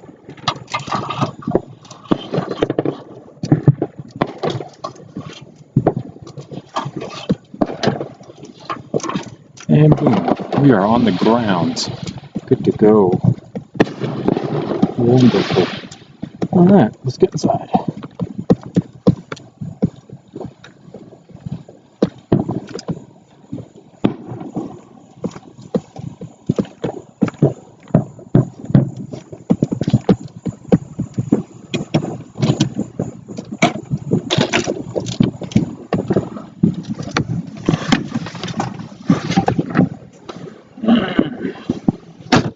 Boom. Alright. Whew. That was fun. Good stuff. 4th of July is like really cool when you live on a lake. Alright.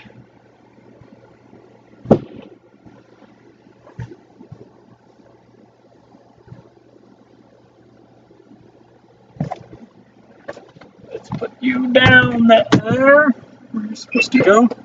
I'm going to go put my camera where it's supposed to go. And then get my laptop charger plugged back in. And good to go.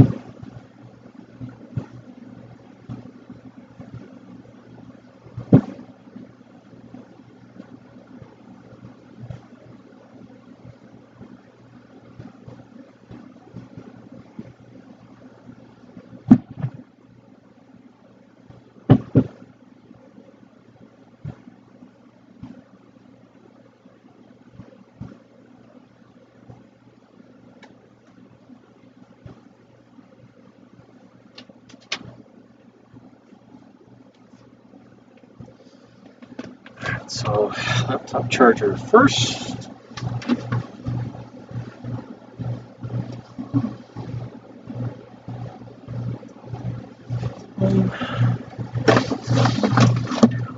Here. This way. Plug that in, just like so. And we can brighten this back up because that matters to me. I got old man eyes. The brighter the better.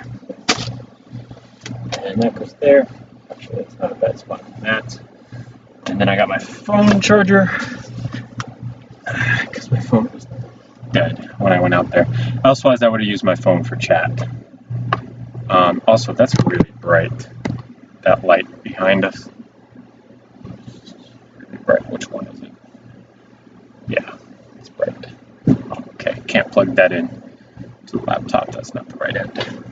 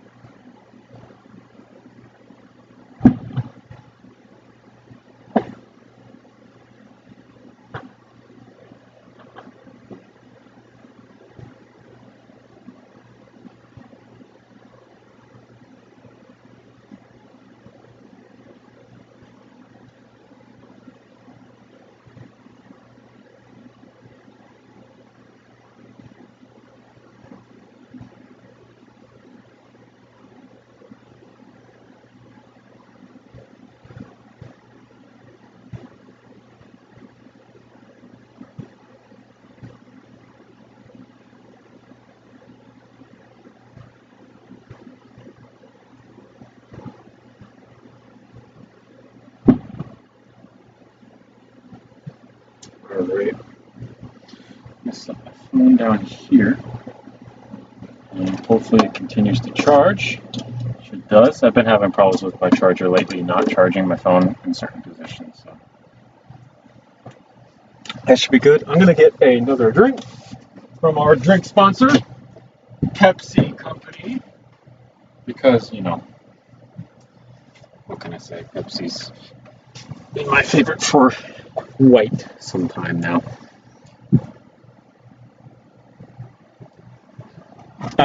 I mean, if you want to call it a van, you can, but it's a camper. Campers like it. God, they're still really loud even in here. I'm surrounded by blackout curtains. There's 1, 2, 3, 4 and around me in 180 degrees, which they're supposed to really help with noise. But man, not really. They're really helping with temperature. I'm actually about to turn my lights off, those lights, because it's washing my face out, but also because they generate a lot of heat.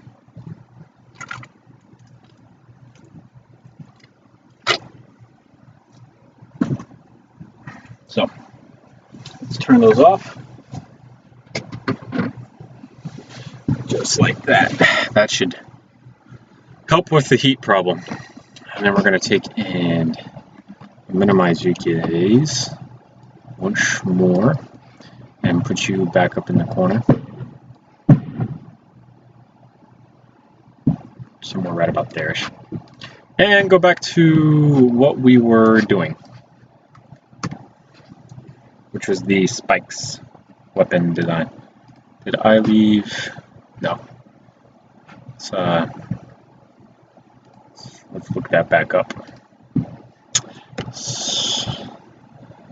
I think I just typed in AK, maybe bullpup. Yeah, there we go, bullpup AK-47 chassis. That's what I looked up. I couldn't memorize like the spikes X1S, I think, so I just bullpup AK chassis was good enough for me. Did you guys see this one with the RPK mag, by the way? Like, woof. That's heavy duty stuff right there. Going to war. It's intense.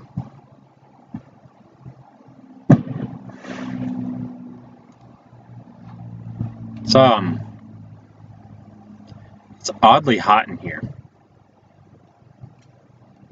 Is that the charging handle? Interesting.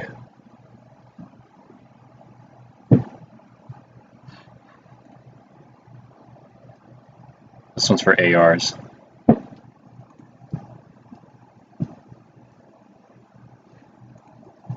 Well, I just showed it, so that kind of helps you guys out.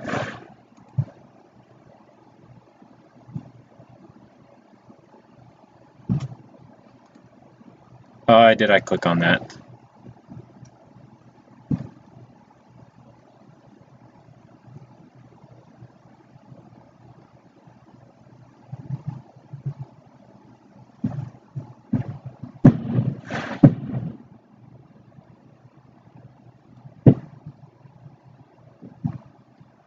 This was another one that I wanted to make, but this is a AEG.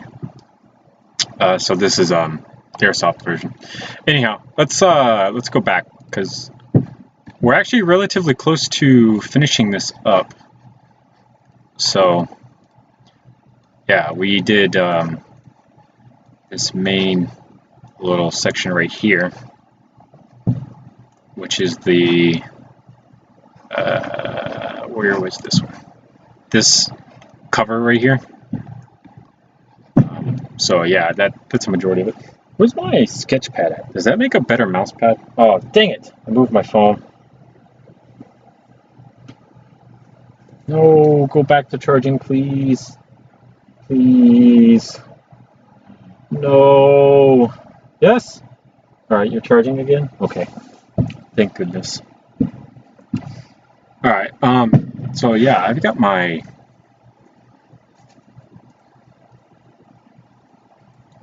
let's go to the cover and see if the cover is just a little bit smooth and not as grainy, because that sounds like a good idea. Yeah, there we go. All right, much better. All right, so we're going to take this and move it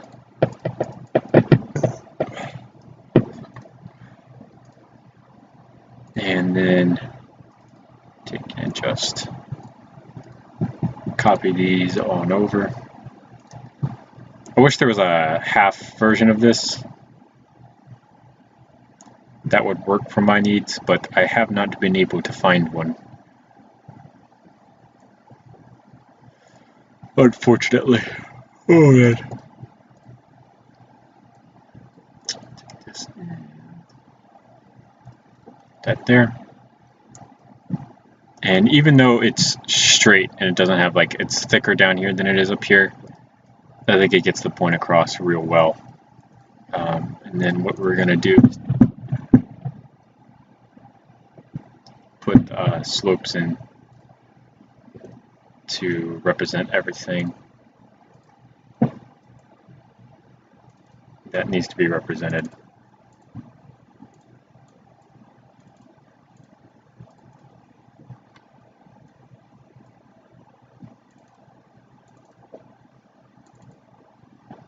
Just like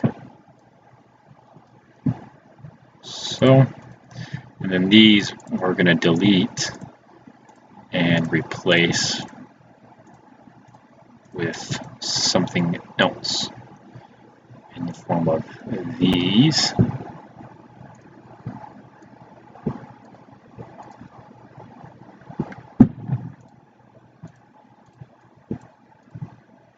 Control C, Control V.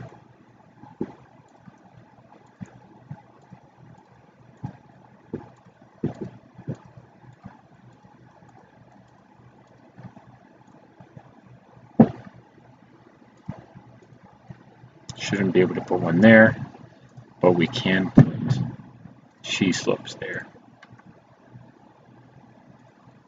for that. Okay. I'm gonna put this here, this there, just like so. And then I'm gonna take it and delete that out and replace it with a flat version. Say 4x4, so we're going to take that out and replace it with one of these.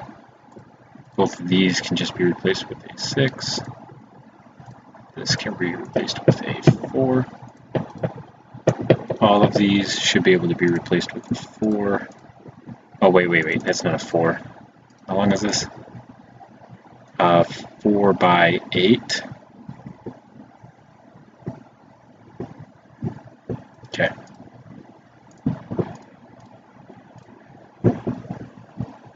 Alright, so 4x8. So, well, we can't do that.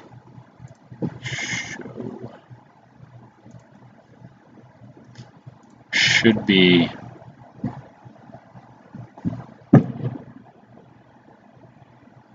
no, can't do that either. So what we'll do is that there.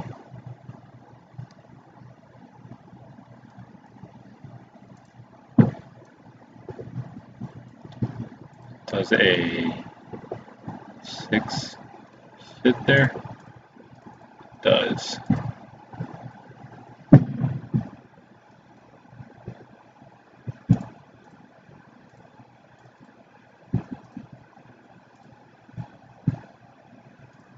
We're going to fill in all of these first to about there-ish. And then under this, we're going to put 4x6s going all the way up.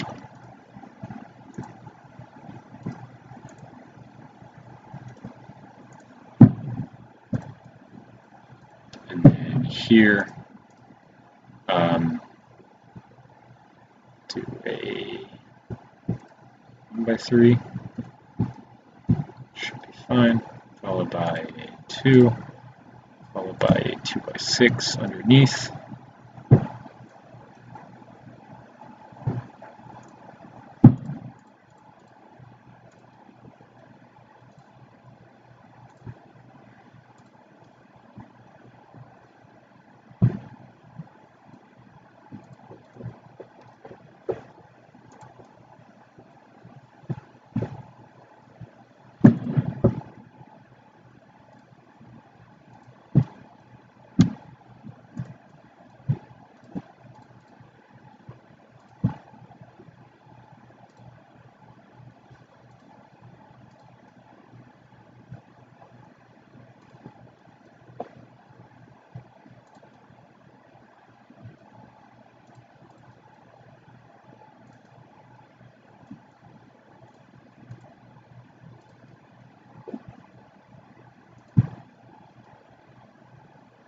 Some studs showing is not going to be voidable, so should be pretty okay with that.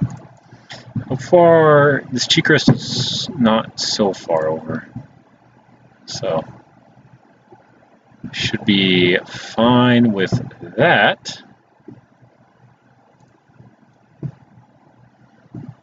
As being that portion of the stock. I am okay with that. So we're gonna save this as version 3, the work in progress, because we've since done more work on it. Version 3, and then hit save. And that'll be that. Let's take this and put it down here so everything stays nice and neat. And now we need to make the grip, pistol grip, which I'm not looking forward to. Like at all. Yay. I had a couple family members actually buy me Mega Bloks instead of Legos for like Christmas and stuff. Primarily because they didn't really know the difference between the two. But it's definitely one of those things where I don't want to say you don't appreciate it. Okay. But you're kind of just like, just not what I needed, kind of, in a sense.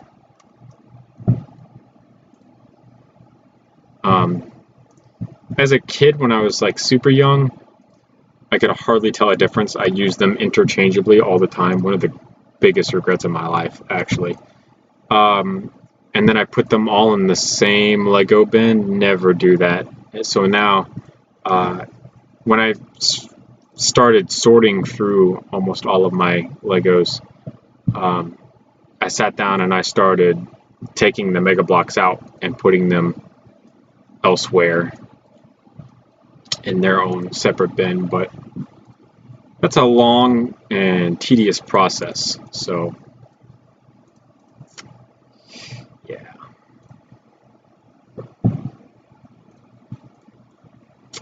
I would like to delete these and instead replace them with something else. What am I doing? These are better.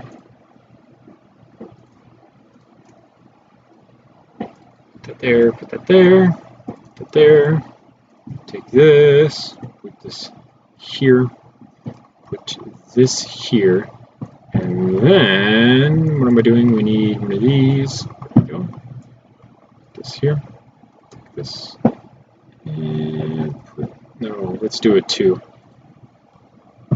So we can keep track of where this is going to end and where it's not going to end. Put that there, and then we should be able to take it, put that there, and this here.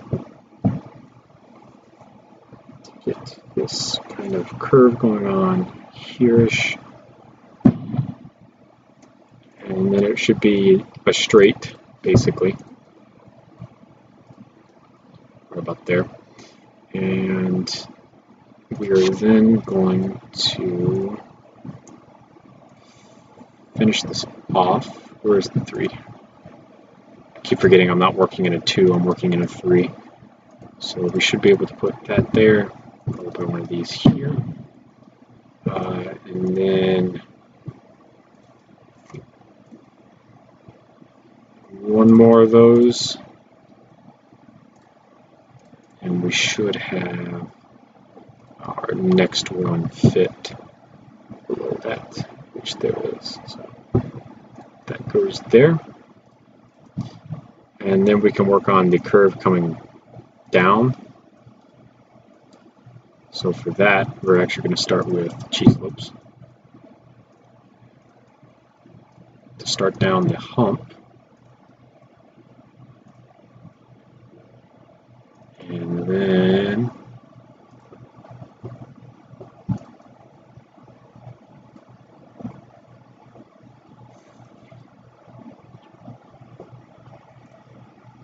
that to me just doesn't look like drastic enough of a curve.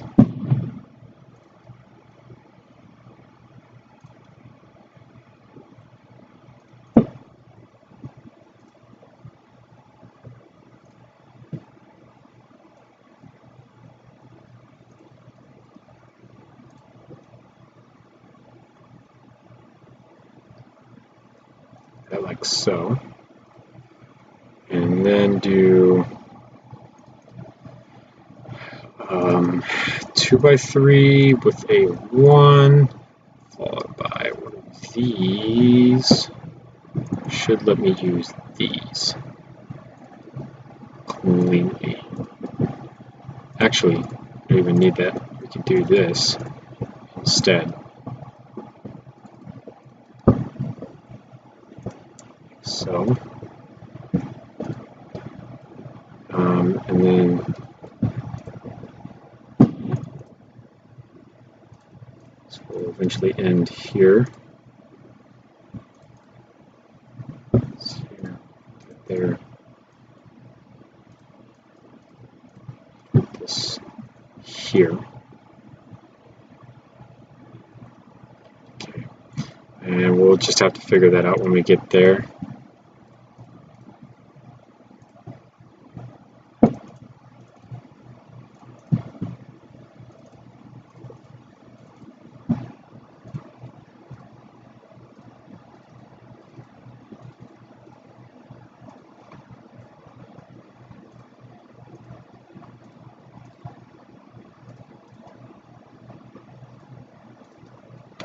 This here, here. Pretty simple.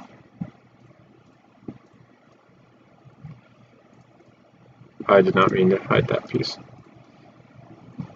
So either one of two things. This one uses a rubber band, but others use a spring. So whichever one you choose. But basically there's this pivot point, which is this, and there's a lever that comes down. It pivots around this pivot point, locks into place behind the magazine. This is a newer style magazine, so I don't have the little lip on the back, but there'd be a lip on the back in about this area here, and it would sit on top of here. And basically it would lock into place. You would push forward on this, which would move this out of the way, and it would come out. It's not exactly too difficult. It's honestly more basic stuff.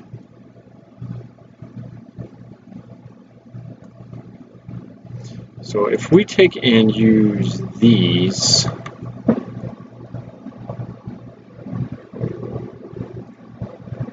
think it's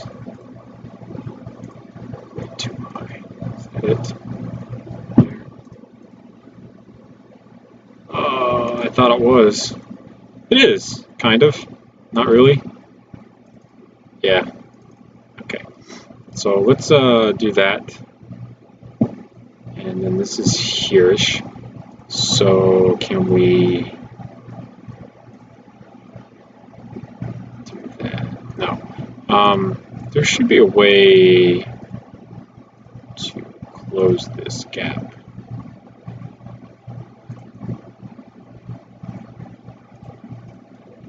To achieve what I want to achieve. which is a curve going down the back of this pistol grip.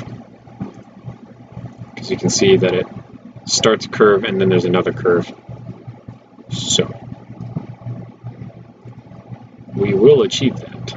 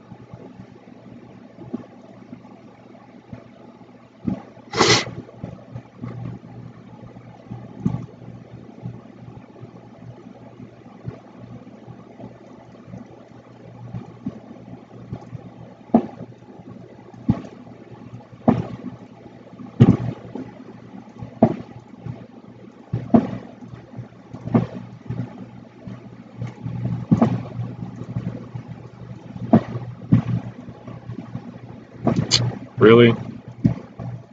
Literally all of them except this one? What the heck? Okay. It's completely random. So we're actually going to replace these with a flat piece, but it would have studs on it coming into this. I forgot. The reason I don't do this often is... Oh, it does work. Interesting. Yeah, so I gotta get stuff going on right here. So what I was gonna do is use the reverse of the one that you're talking about. So put that there, take this, put this here. Get rid of that, take this, duplicate it, put it upside down, put it there. Take these and put them here.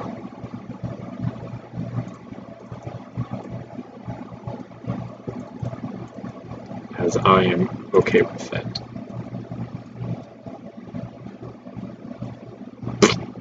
See, that is fine to me. And that'll put you like most of the way through, but then we just need slightly more, so we can delete that. And put one here, put this here, and have like this leapfrog effect. Like so. There we go. Just like that. Get the bottom of the part right here. So how long is this? 4-ish studs long. It's okay. We might want to go like one more stud here in a second. We will see when we get there. Where was the one at? There it is. Okay. So now we just need to test to see if this is going to end where it needs to. It is perfect. Take this and create our front grip, of course. So it goes on that one, but not this one, which is super interesting. So if I put this here, can I then put that on? Okay, LDD. Whatever you say. I think our grip is actually too fat, believe it or not.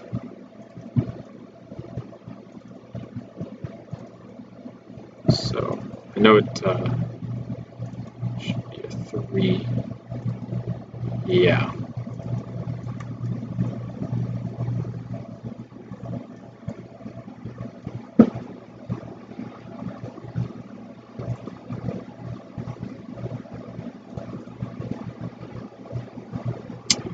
Yeah.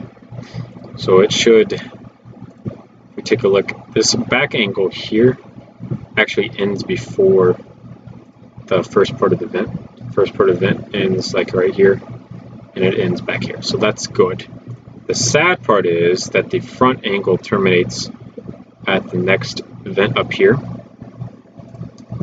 and ours terminates at the next vent way up here. So this angle right here is actually wrong. It needs to be a lot sharper of an angle going up, and then I think that'll help, because I think even if we were to drag this backwards by a stud, that it would not do what we needed it to do.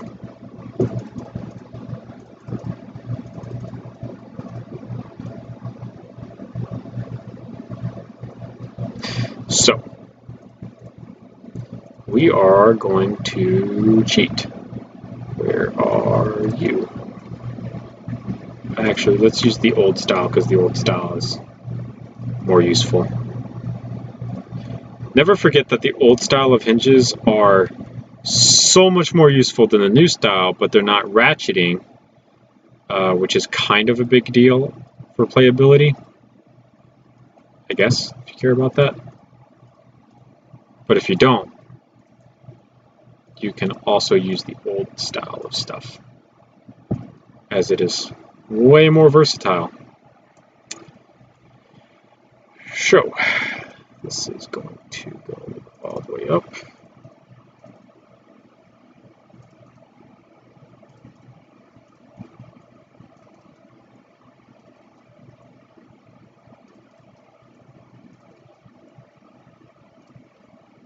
To there. And then we should be able to look at this. So like we said, it needs to end right about there. So if we come in and click on the right one, get this moving the right direction. Shit. We need to, let's just save this, because yeah, if I go to move this and it breaks and crashes, we're in some deep crap, and we don't want that. So let's see if we can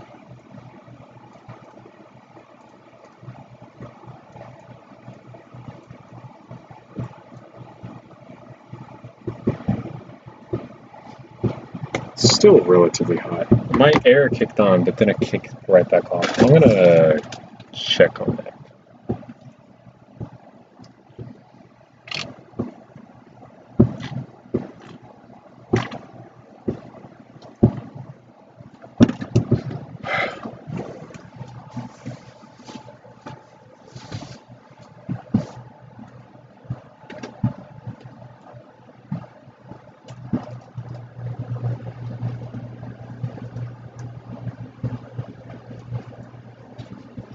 Yeah, it was turned up higher than it usually is.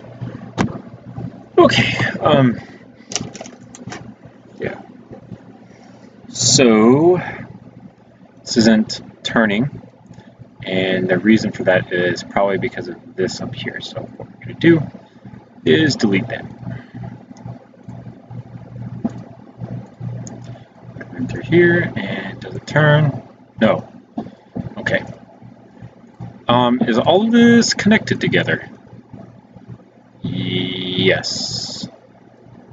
Yes, it is.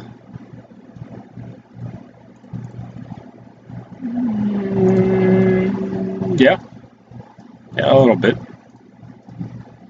Let's see if we can maybe put the middle one. Okay. Sometimes more than one hinge confuses the shit out of LDE. Yeah. Okay, great. So it's just more than one hinge confusing the shit out of LDE. Alright, let's increase this angle to here from the looks of it.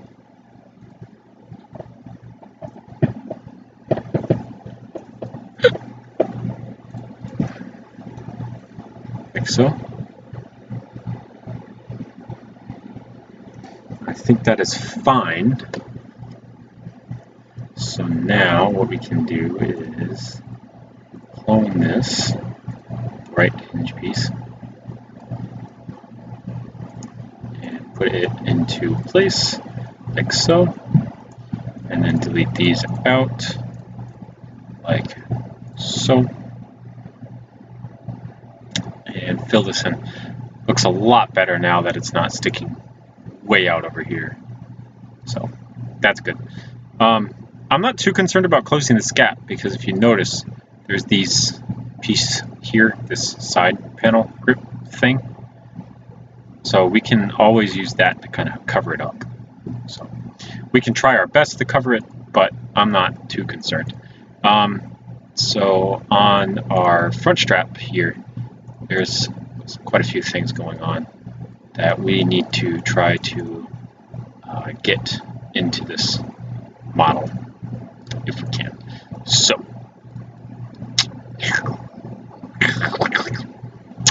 first things first, getting angle.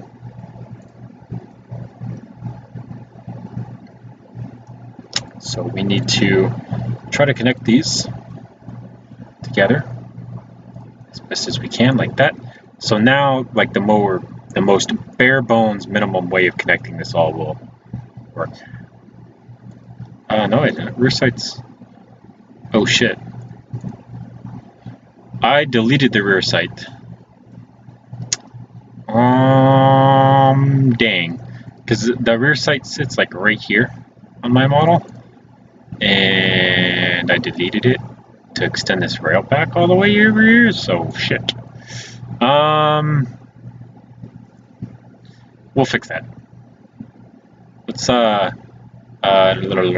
we're gonna save this, and then we're gonna import the 100, 100, 100. Wait.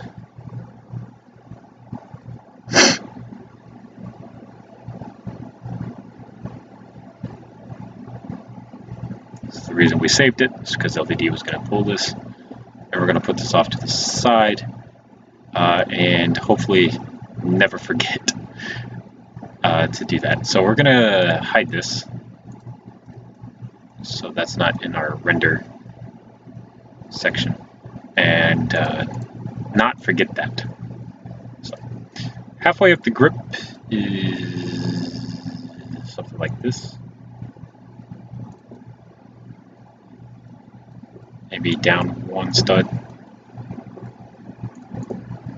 because it's like in the middle of the curve, kind of in the middle of the curve. I think that's fine, because we still have to also add the trigger guard. So put that there, take another one, put that here. Oh wait, shit, almost forgot.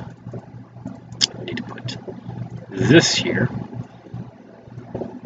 like so, and then we can do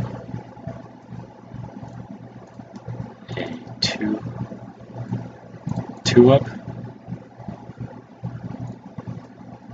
and do one here, one there, one of these here, here, and here,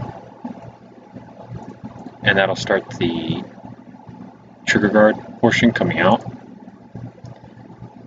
And then we can just finish the grip going down, if we would. So let's doing something like that, and then using these. Shoot. Boom, boom. Take that. Boom, boom, boom. The whole point of this tin right here is that, so this one piece is holding all of this, basically.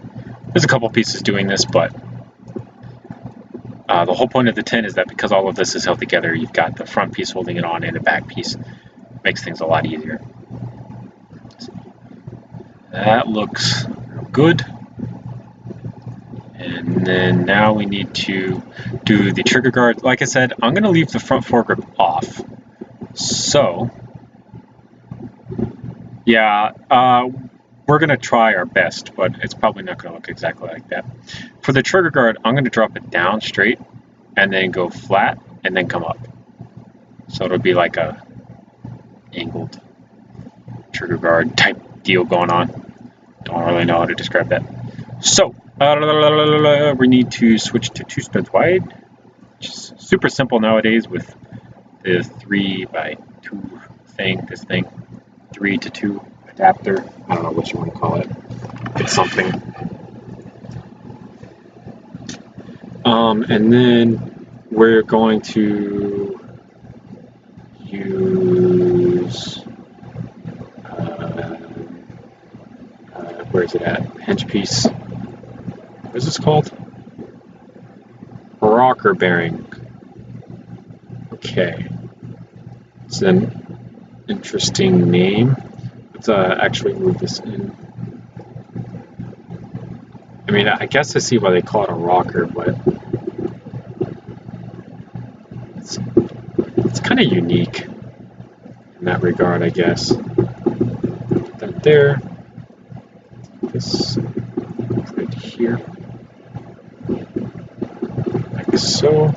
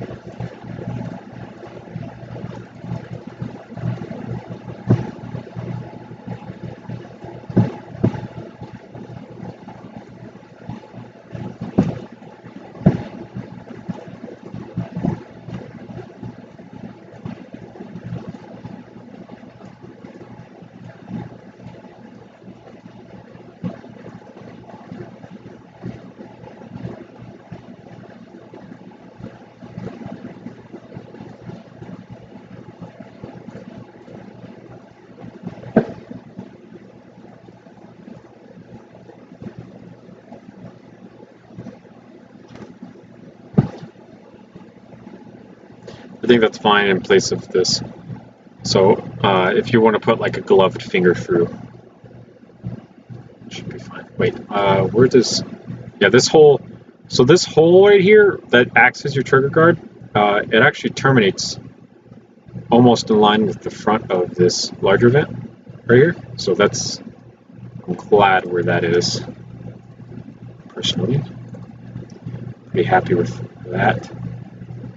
It's still at a slight angle, so we'll fix that.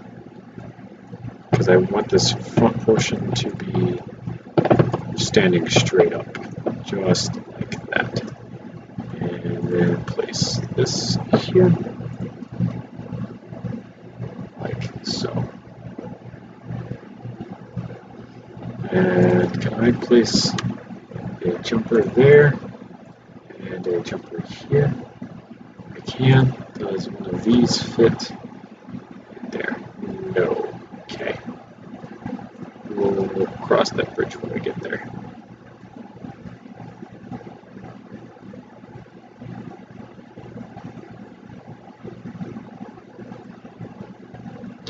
So what we're going to do is lessen this angle.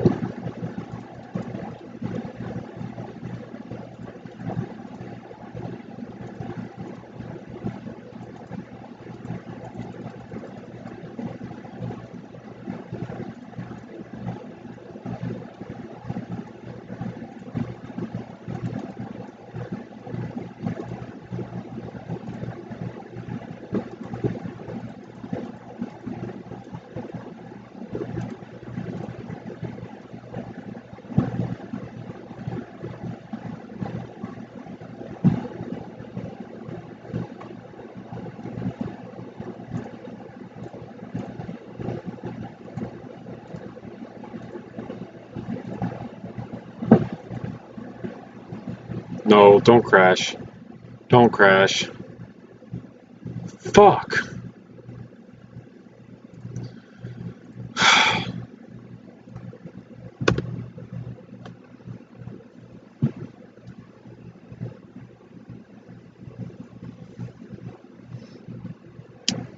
Anytime you're working with the hinge tool, always save.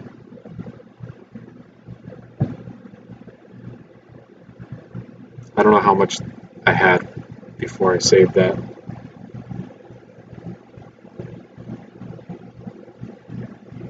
Great. I don't know what brick is missing either.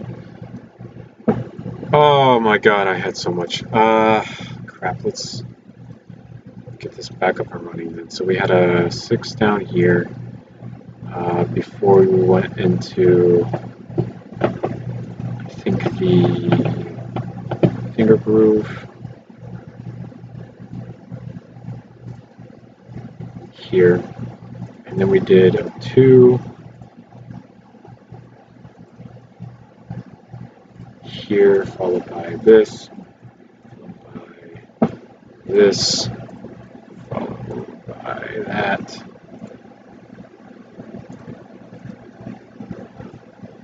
Boom, boom. 3 before we went into you. Go there, you go there. Take this, move you back over. And then we did 2 of these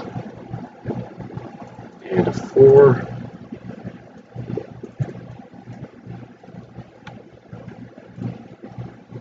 Just like so.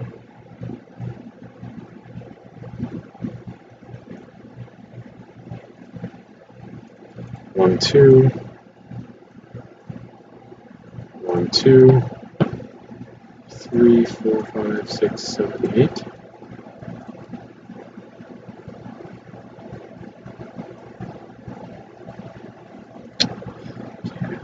Place.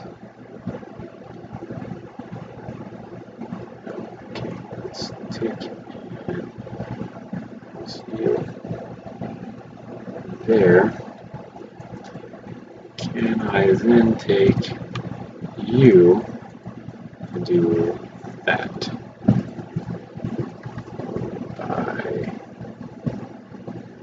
Yeah. I just wanted, while this was in my head, I wanted to get this out of the way because, yeah, I don't want to forget, basically, so that'll do fine for that. Other than I want to shorten it to these. Delete that because that's not going to fit there.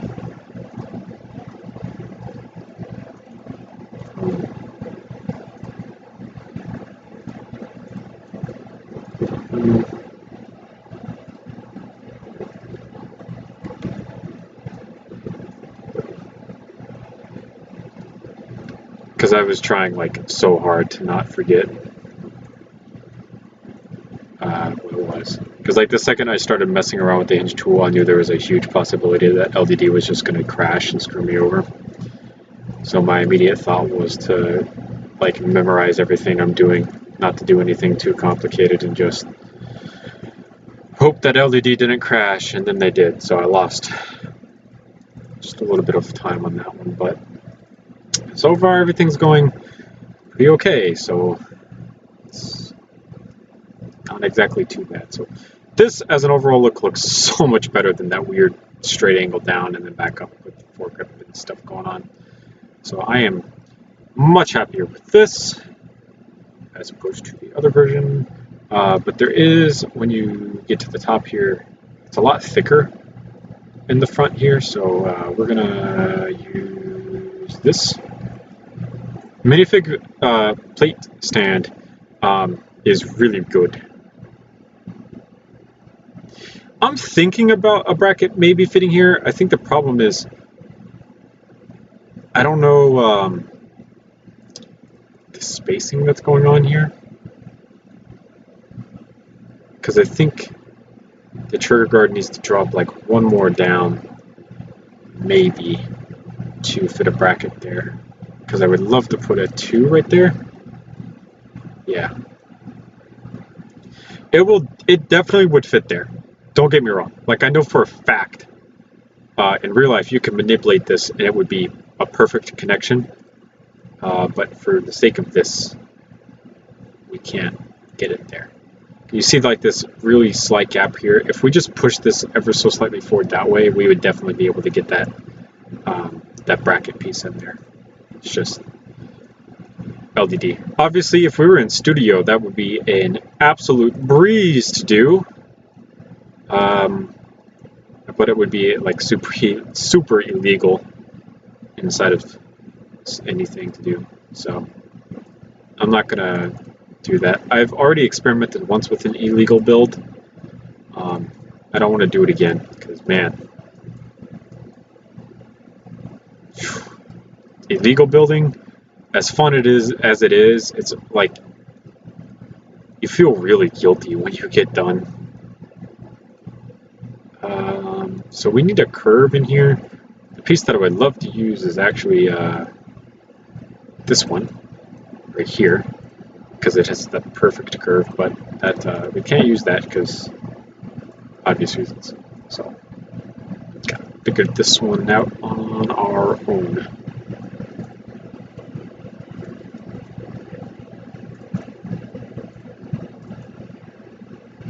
See, that was too sharp, too tall.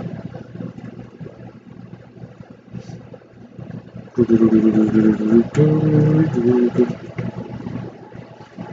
there, put you there, put you there,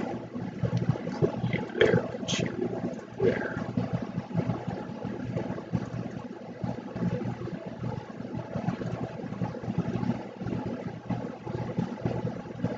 I'm okay with that. One of them is. So I'll actually, we'll save this real quick and we'll take a look at that. Because the video for it's not going to be out until, oh shit, I didn't mean to click on Microsoft Store, I meant to click on the files folder. The video for it's not going to be out until December sometime for the illegal AK-47. So it'd be easier to show you what I mean. Oh, it's right here actually. Yeah, I gotta open up Studio.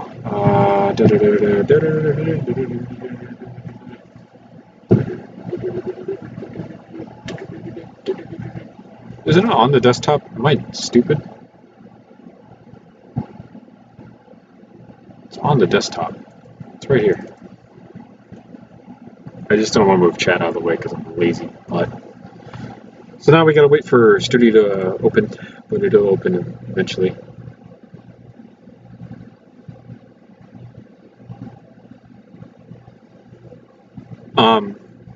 So my old version of the AK, the one that I'm actually using for the base of this, is not illegal at all because it's built inside of LDD. Chances are, if I'm building something inside of LDD, it's not going to be illegal because, you know, it's inside of LDD. LDD is not exactly illegal friendly, if you want to say that.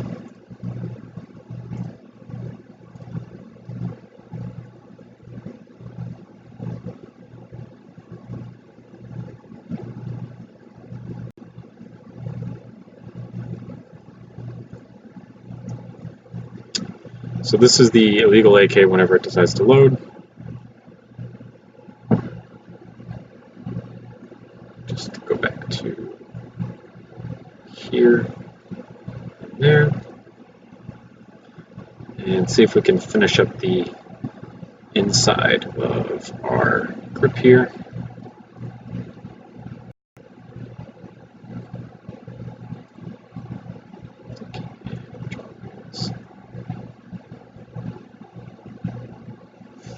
Everything is lagging so bad.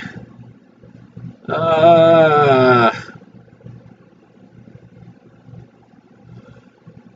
boy. That's not even the piece that I meant to click on. So, alright, so this is my illegal AK.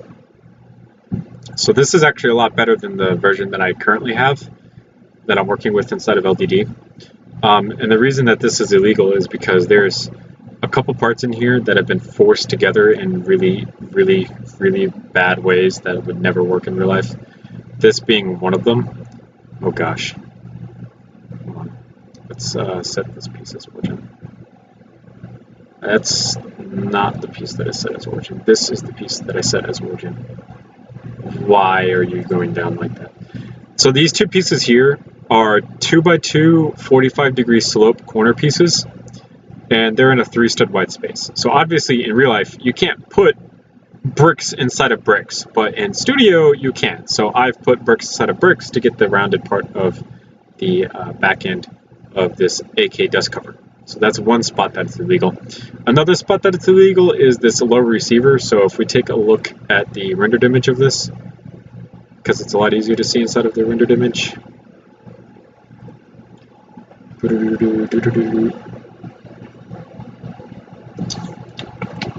Eagle AK, this rendered image. Whenever it decides to load.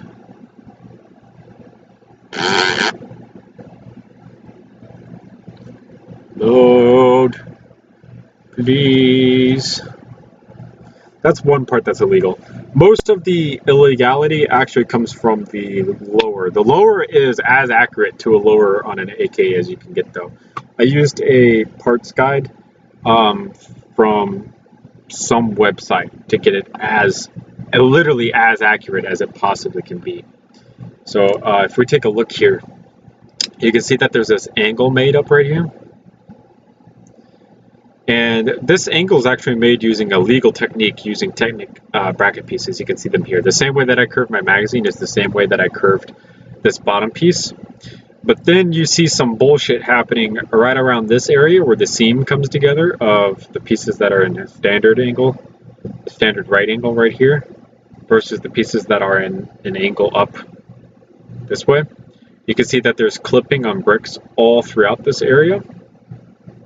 All throughout here, and you can even see on this opposite side over here, you can actually see the pieces sticking through the other bricks. So that's obviously completely illegal. You can never put something like this together in real life, but studio you can. So that's the illegal AK-47. That's the best AK that I've ever made. It's just illegal.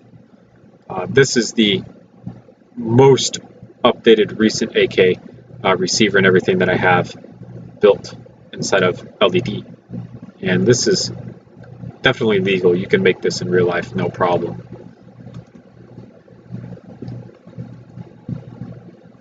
I did want to, however, experiment with studio and exactly where you could take studio and how much you can make it do for you, and that's where we got, basically.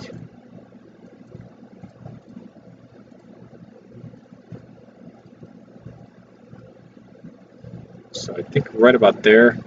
I'm not going to be able to put another 3. Can I put a 1? I can. That's good. Put this and follow it up with one of these. And then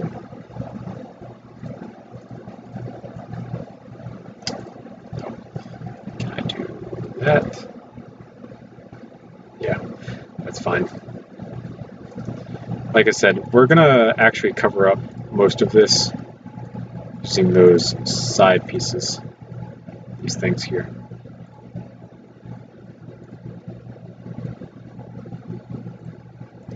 Is this going to terminate perfectly? And it is. So now we just need to copy everything else going up, like so, and put it on this side like so, and done. So now we can come back through and fill this back part in, which is pretty simple to do.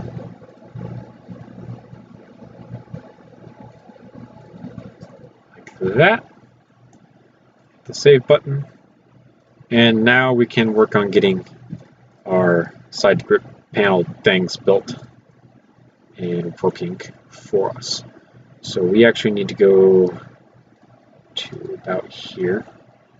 Shoot, did not mean to do that. Delete, and then actually drag this over here.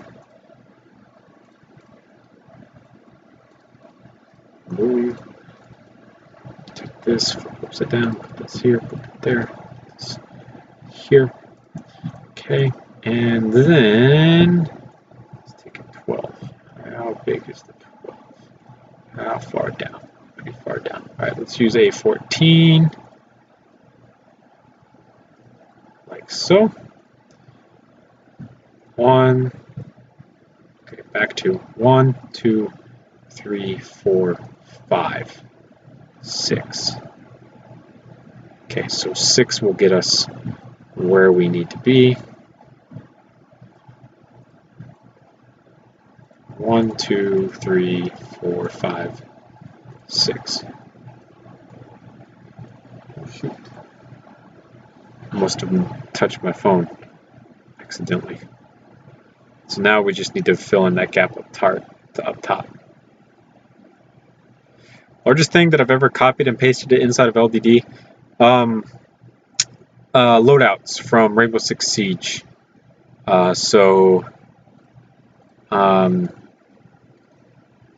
Particularly the SAS loadouts, because I was working with Blue Render at the time, which I no longer use, thank goodness, which had like some really outdated. Basically, if you wanted to render something inside of Blue Render, you had to first set your scene up inside of LDD. So I wanted to get a rendered image of all of the SAS loadouts all together, like in one solid image. And that was incredibly difficult to do because I actually hit the cap on the amount of parts that you can have inside of LDD. So if you didn't know, there is actually a parts limit inside of LDD. It's about 30,000 pieces before LDD, it basically crashes entirely. Like it does not go above 30,000 pieces. It really doesn't. It doesn't like it. So I was able to get 3 loadouts in, and I was at like 26,000, 28,000 parts. And then no matter what the next person I chose to be imported in was, LDD would crash. It could not load more than 30,000 bricks. So definitively, that is the largest thing I've ever tried to put into LDD. So eventually I rendered the 3 loadouts that I could get into LDD all together, and then took and Microsoft painted the last loadout in that I was missing. So I was able to ultimately get that image. It was just not exactly as simple as just importing it in and then going from there. Had to work for it.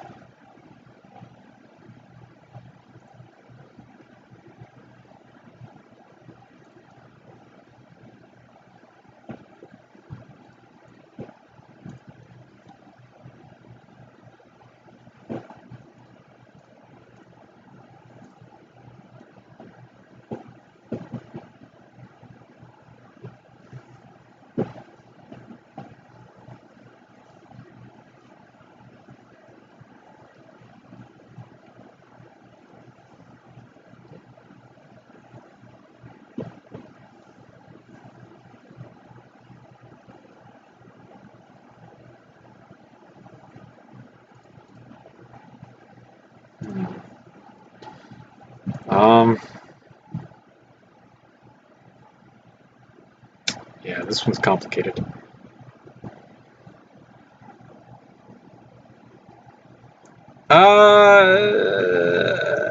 Hello, Killer Frog Gaming, I'm sorry. I can't imagine a mouse cursor that moves in 3D motions. When you're doing like work like this, at a certain point in time, your brain just stops working. I'm like nearing that point. Because you're sitting here and you're thinking about all these different ways that you could attach things here, there, everywhere, just to like close the gaps, like stuff like that, so that it's so minimal that it's not exactly noticeable. So I can't really imagine that. It's hard. This is like a huge grip on the side though. Like it sticks way out. But I don't want to do anything past that basically. So there will be studs exposed on these, unfortunately, but nothing you can not fix with these. We can limit the amount of studs that we're exposing.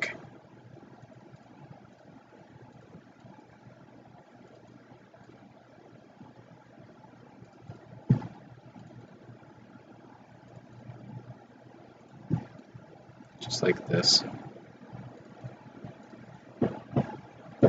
So obviously the wing pieces, the angled plates, we can't limit those, but we can limit these so that it doesn't stand out too bad.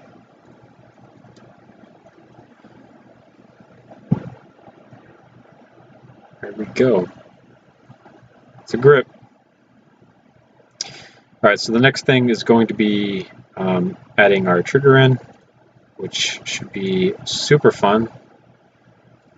So we need to add a point in which it's going to pivot, which is going to be here-ish.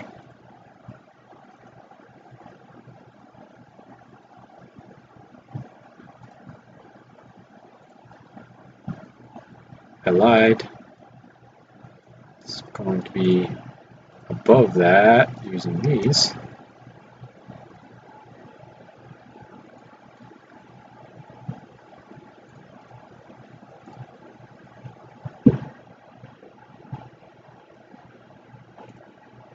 Oops, not there.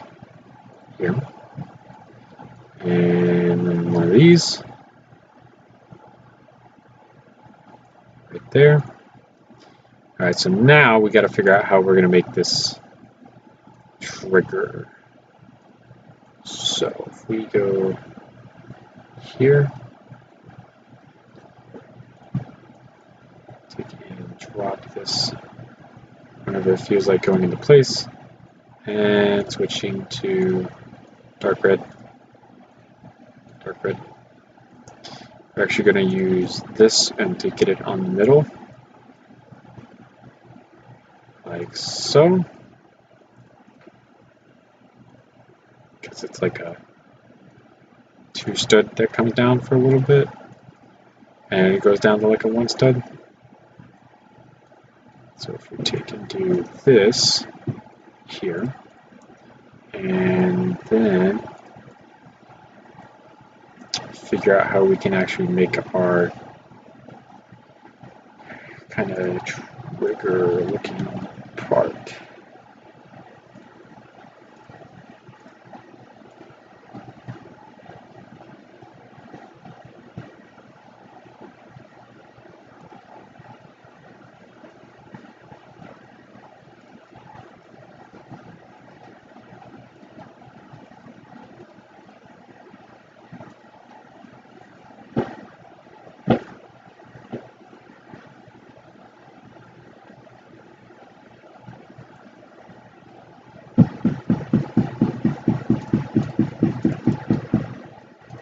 See that right there? That doesn't sound like gunshots. Or that doesn't sound like fireworks, I'm sorry. That sounds more like gunshots.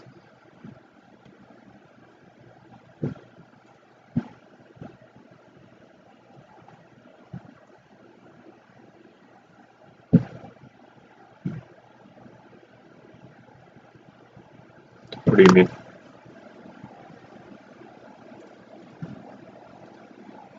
capable or clippable?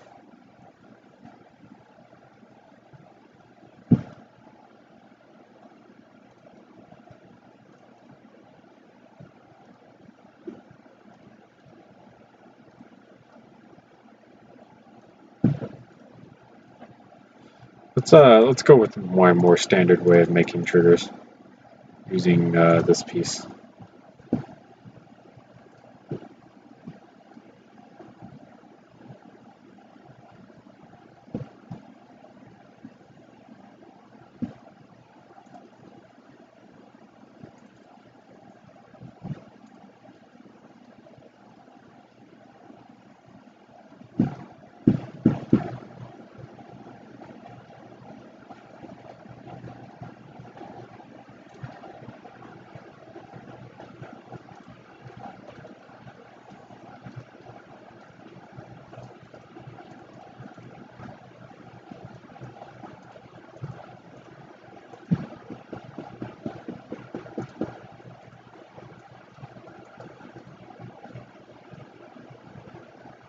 Oh, anything is able to be clipped. Yeah.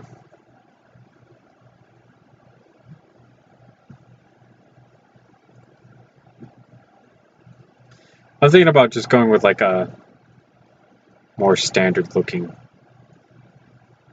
trigger as opposed to something like super complicated.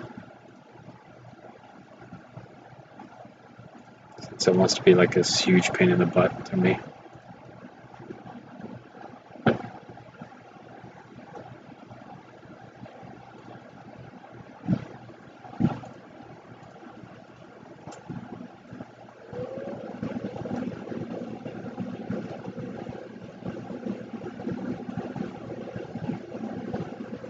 Something more or less like that.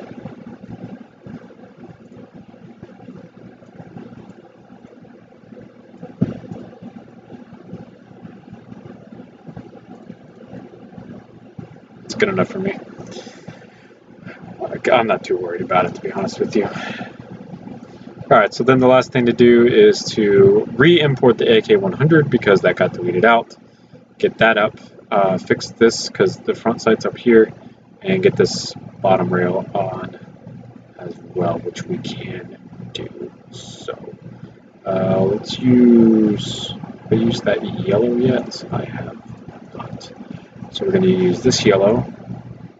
Actually, we're going to use the green. We're going to start with this to put this down, because this is going to be the bottom of the handguard piece.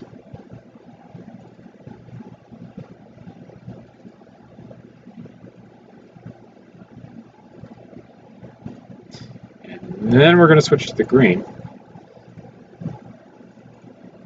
because that will be what's going on up here-ish. This will be the rail system, basically. So when I go to paint this in some weird two-tone color scheme, we have a pretty cool way of being able to do that. Yeah, this.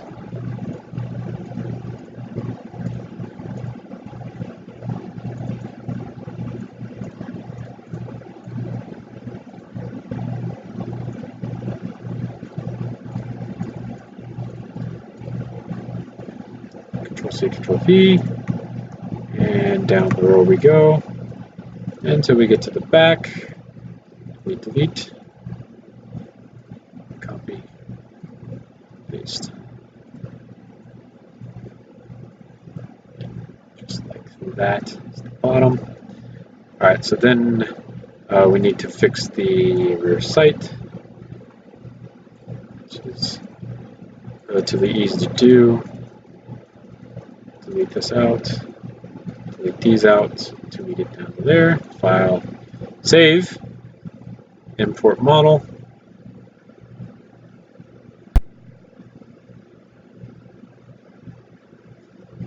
With videos, AK100, AK108.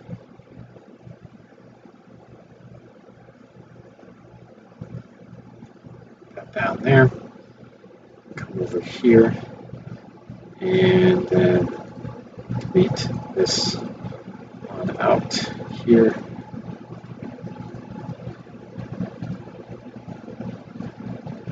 Like so.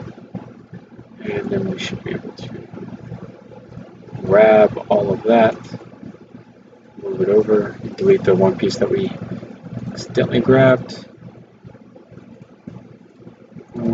Get rid of that, this, and put it up here, like so. And refill in the extra parts that we deleted out.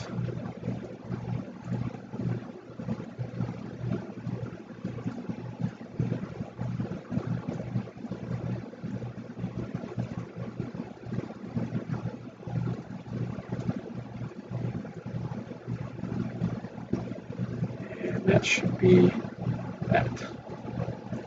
We can delete out the AK-108. Boop, gone. Boom. Done. Because we went with a more custom version instead of putting the weird foregrip looking thing on to the front on this one. So obviously there's an airsoft version of this one somewhere down here.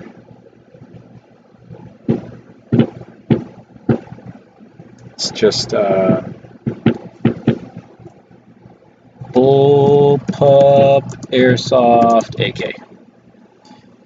So there's this version of that as well that has like this angle right here. This, I don't know, for some reason it matches really well with the overall look of this. So I really don't mind this all too bad. So yeah, I like it a lot better than that weird one that's going on over here. So yeah, now comes the fun part. We're gonna, oh yeah, fix the front sight, because that's a thing.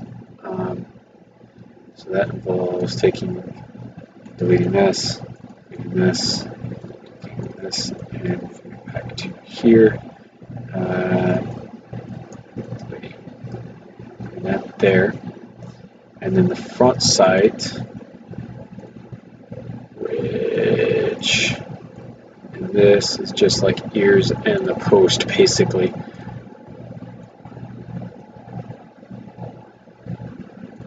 Which means, oh wait, this is the darker. Let's use this. Just narrow it down to a 2.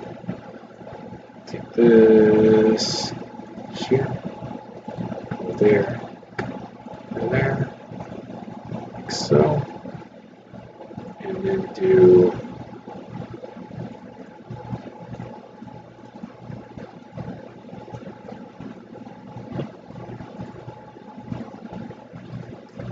that, followed by this.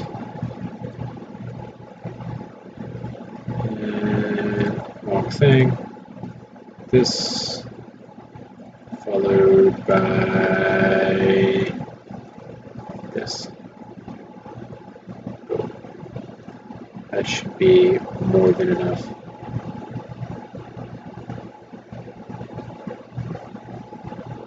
Yeah, it's fine. Just like that. I know it's like super low profile on this, so this to me is okay-ish. Yeah, we're gonna fix it. It's bothering me now. Let's take and move this off to the side, move that off to the side, take and put this here, this here. Use cheese slopes instead. One here, one there. Place this thing and that thing.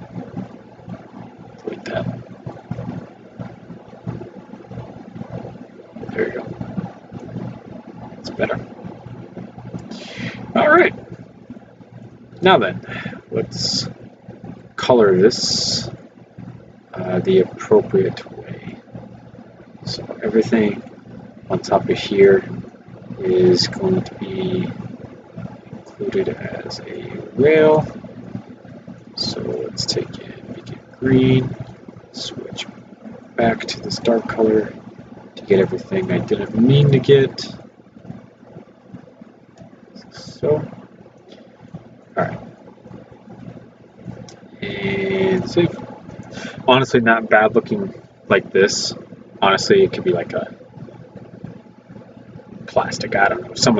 There's so much different Cerakote colors now that honestly, this could be someone's dream with a rifle. Alright, so let's start with this plastic shell back here. I'm thinking black, because it's easy.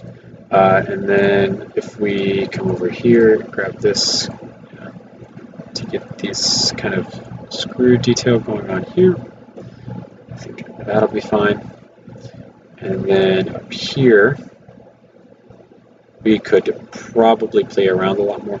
This is going to match this color down here. So from this side, if we do a dark gray,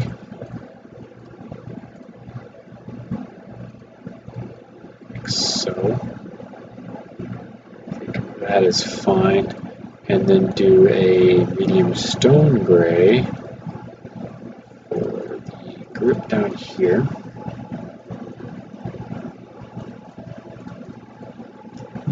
Like so.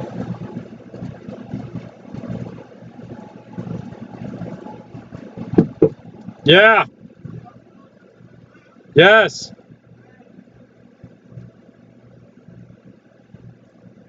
Jeez.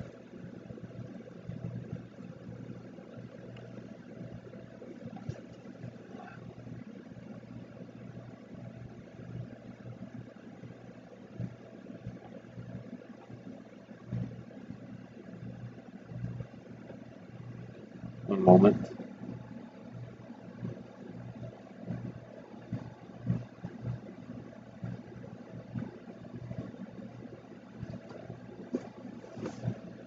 So my phone is no longer charging. But it's at 19%, so we got a little bit. Yeah, so let's get these screw details going here, here, here, here, here, and here, and here. These rails, I'm thinking black, should be fine. I'm not going off the picture. I'm not going off of this. I'm just kind of messing around at this point.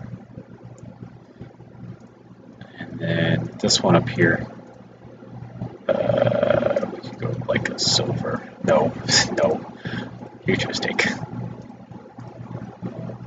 Dark stone gray. No.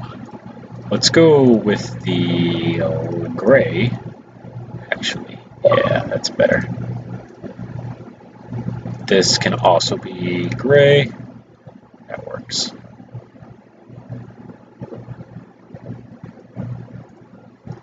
I'll make this black as well. Let's do these screws in black, but leave the ones on the rail system in gray.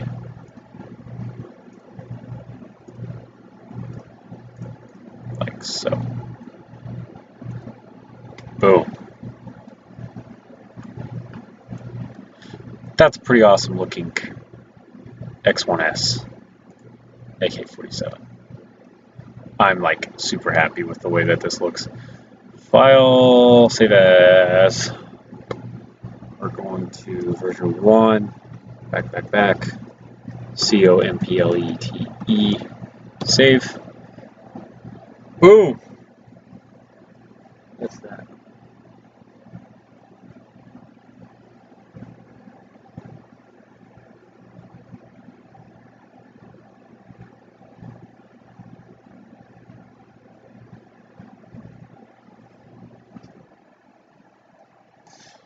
All right. pretty happy with this. Like, really happy with this. So, I'm actually going to take and do a rendered image of this now. Oh gosh, it looks so awesome. I'm really happy with this. So yeah, that's that. This is the end of stream. I'm actually going to get off and go lock up the little house and then play Smite with a couple people. So thank you guys so much for watching. Remember, comment, and subscribe for more videos similar to this one.